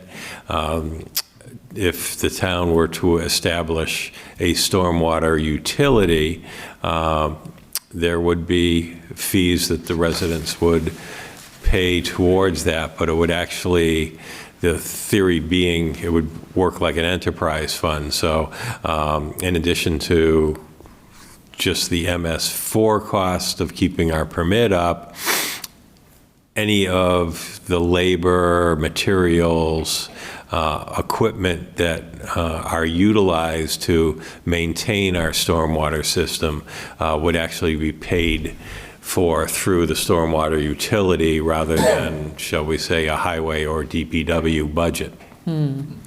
So it becomes a way of actually finding a way to, shall we say, finance the increasing costs through regulation of maintaining the stormwater system in a community. Yeah, and it might also help us create a reserve fund to buy a huge piece of equipment such as a street sweeper and other things that are tied right into this. And for what it's worth, this year in our budget for FY23, we have the amount for the MS4 stormwater permit, I guess, was $28,875. And that's only probably going to keep going up, I would assume. Correct. And actually that the original proposal for that this year was higher than that, but it had come in after we did the budget. So that was one that had to be, shall we say, parlayed down. I mean, I think this, they've got a breakout on the last page here of their 66,500 here. How many single-family homes are there in town? At one point, I think we had, I want to say 2,500. Does that sound right? 2,500 maybe? Okay. For some reason, that figure comes to mind. I'm not positive it's right. But this would be somehow, it would have to be worked out between, obviously, residences as well as businesses as well as... Well, it's just, one of the numbers they give is 200 single-family residential parcels. Okay, well, so if there's 2,500, you're talking about 1%. I could be totally wrong. But one of the things that they would do, and I think this would be important, would be, whoever does this, would be to help not only develop the, the user fee structure, but also to develop the bylaw that would have to go along with this. Correct. So that in itself is worth some money. I wouldn't want to be shortchanging the public outreach budget on this, however, but I think I would be in favor of at least reaching out and seeing if we can't find somebody else that might do similar work with a little bit less of a price tag, and just see if there's anybody else out there before we chomp down on well, that's one option. I would say, I mean, this is a negotiation. We go back, we ask for a 10% discount. That's $6,600, and then make up the difference in ARPA money. Yeah, what I was remembering is that we anticipate a return of some of the funds beyond the current needs from the public safety feasibility study, and an amount exceeding the need here. So negotiate with knowledge that we could replace it with other ARPA funds. I mean, the one thing is, Time Bond is not unfamiliar with municipalities and how they budget. We can show them in good faith. We allocated 55. This came in 11,000 more. We're willing to split the difference with you. Or take a You know, 20%. and then, you know, just, 20% discount would be fine. well, I don't want to get greedy, but, I mean, that's fine. But, you know, I'm sure our town administrator could tear up and plead that we're, you know, a poor, little struggling rural community, and we can scrape together another $5,000, but it's worth asking. Okay. I mean, we tried it with our auditors, right? And we didn't get a discount, but they locked us in for 3 years. Yeah. Okay. Anybody have any other thoughts? Yeah, anything? Makes sense. Okay, so first try, you know, see if we can negotiate that down a little bit without sacrificing the services, I think, that are being proposed, right? Right, same scope. Let's see if we could get a bit of a discount. But at the same time, maybe just see if, you know, based on your knowledge with Randall, if there's somebody else out there that you've ever heard of. I mean, would we have to go back out, though, for a whole bidding process because they're not on a pre-approved list, or? I'd probably go out for at least a quote from them, so, yeah, to Okay. get that done. Okay, well, let's, Or a proposal, okay. Okay, well, with that, I think you could go ahead and take a next step and see where we come out with that, okay? All right, thank you.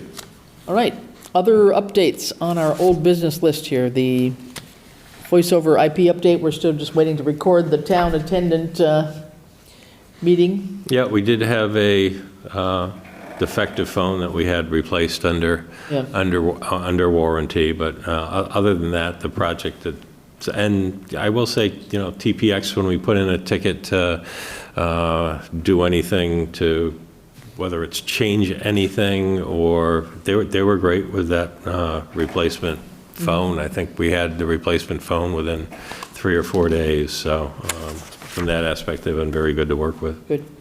And I hear you may have somebody in your mind anyway to do the recording, so we'll hope that we can get that done in the next. I'm going to stop telling you things if you're going to Well, if repeat not, them at the meetings. It'll be you or me, one or the other. But anyway. I believe it was 2 female voices, and it was not yours. Oh, okay, fine, that's perfect, fine with me. Okay, we have 2 other things related. One on this delinquent cannabis payment enforcement. Any update on that from KP? Yeah, KP is working on that. They've asked me for some further information, which I will get them this week before the Thanksgiving holiday. Okay. All right, and then I think that we could actually take off this fire chief search charge, committee charge for the next time around. Okay, all right. If nothing else, we'll jump to the warrants. My favorite part of the meeting. Stephen, you're up. Now for a dramatic reading of the warrants approved since last time. Warrant W24-12A in the amount of $26.72 is a vendor warrant, which was rescinded by W24-12V2 in the corresponding amount negative. Next is payroll warrant P24-17. The amount is $318,522.18. The payroll deduction warrant that goes along with that, PD 24-17, in the amount of $52,000.84. An additional payroll deduction warrant for retirement, PD 24-17A, in the amount of $170,947.68. Next is vendor warrant W24-18 in the amount of $249,207.13. Next, a payroll warrant P24-19. The amount is $315,424.34. Payroll deduction warrant PD 24-19 in the amount of $50,764.48. Vendor warrant with Hampshire Regional Assessment W24-20, and the amount is $1,194,821.99. Okay. Anybody have any questions about that? Anything on the vendor warrants or payroll warrants that jump out at you? Anybody? We'll just note that on warrant 2420, we've had a couple of just on the fire truck and ambulance maintenance costs. Skyline Services for the fire truck at $1,400 and New England Fire Equipment for the ambulance for $4,300. So we've got some pretty steep maintenance costs here.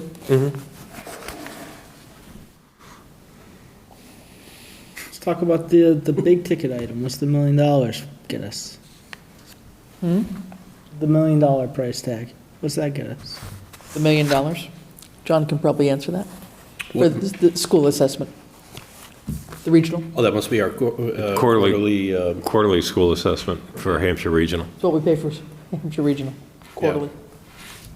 Like, should be more than $1 million, though.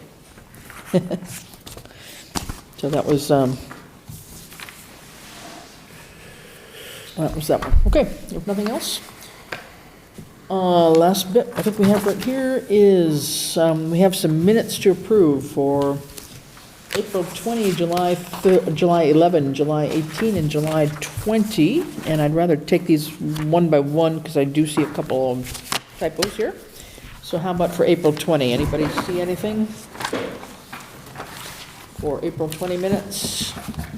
You want to stand on ceremony? You want a motion? Yes, please.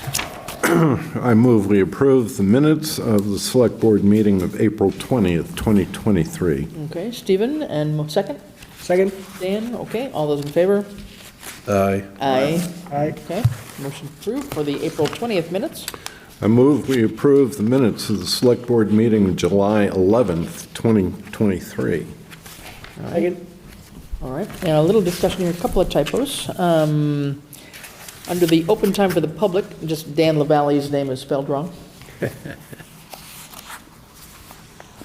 So accept them with a clerical update. And then that's under the open time for the public. It's just EY instead of double E, Dan LaValle. I think we changed that when we crossed the border. Yeah.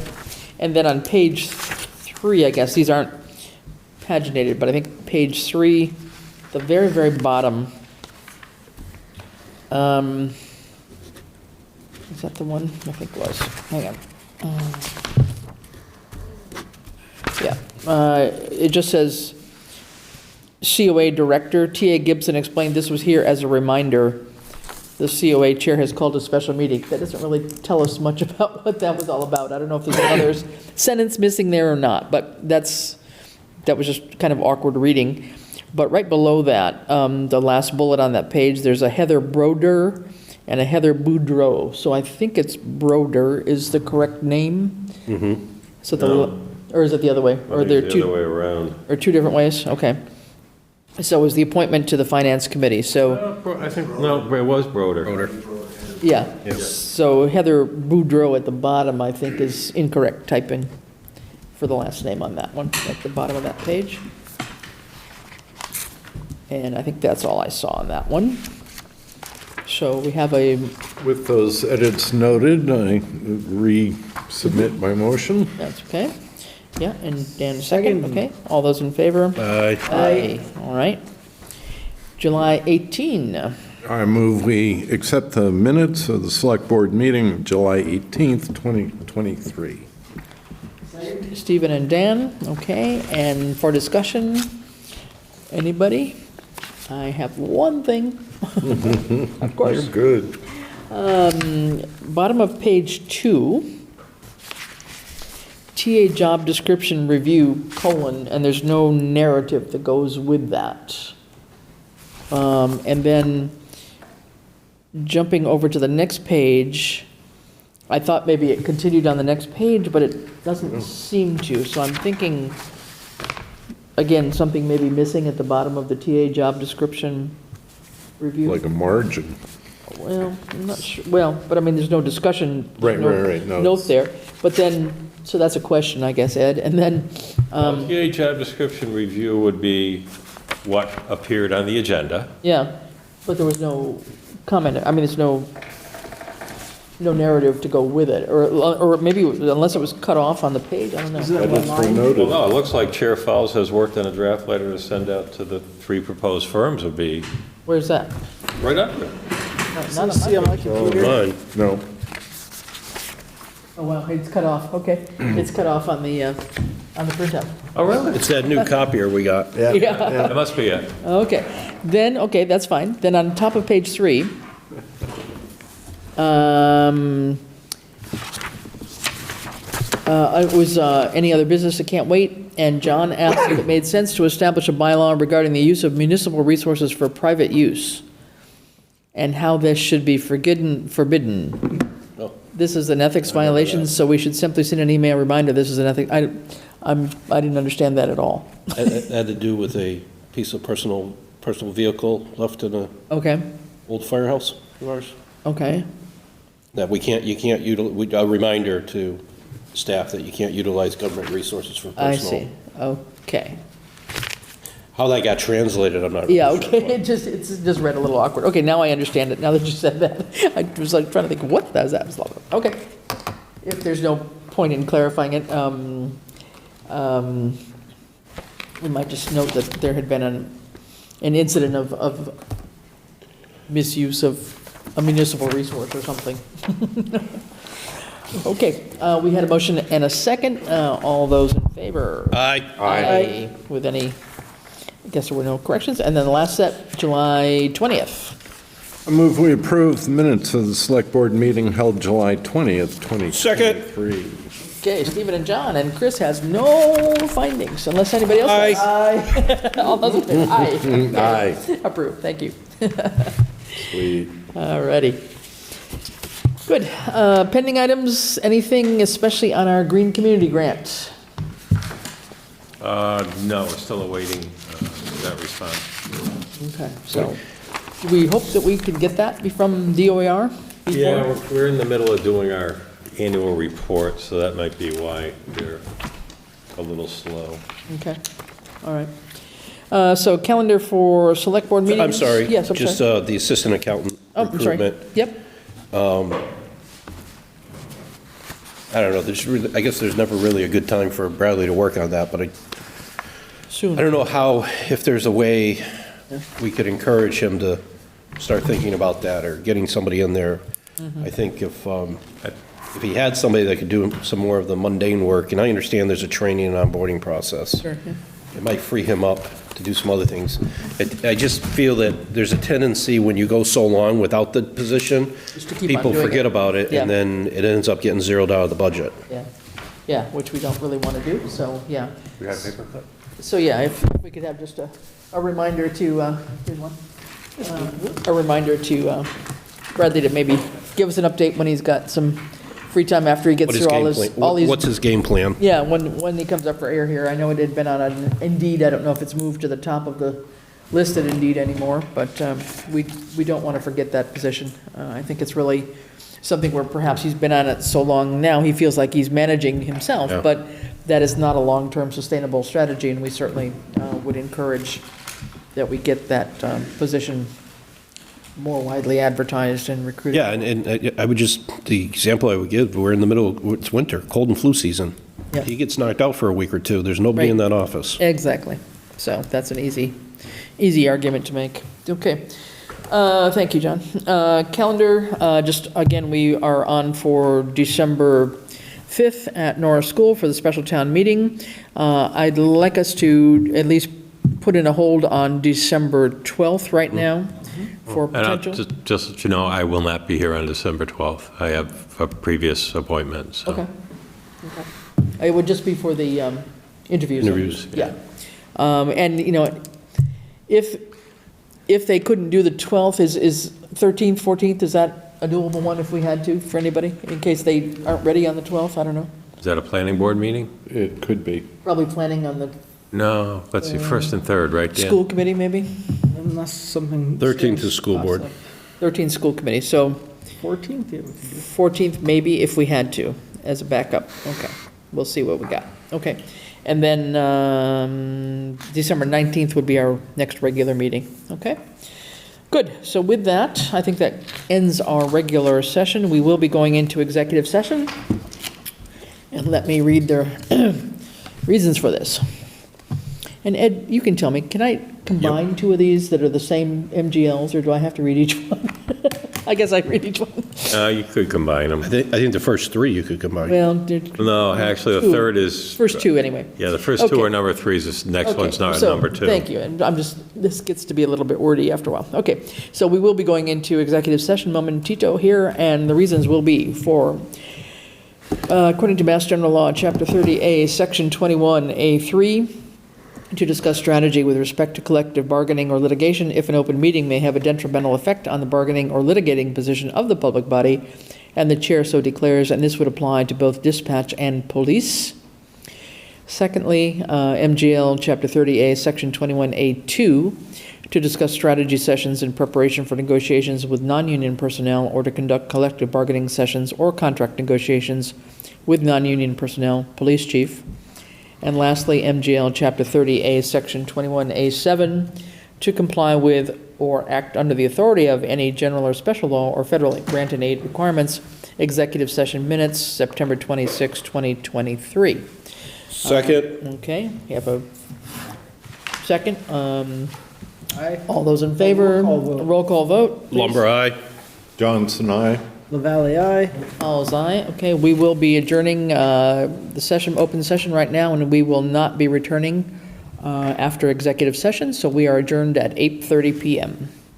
Thank you very much.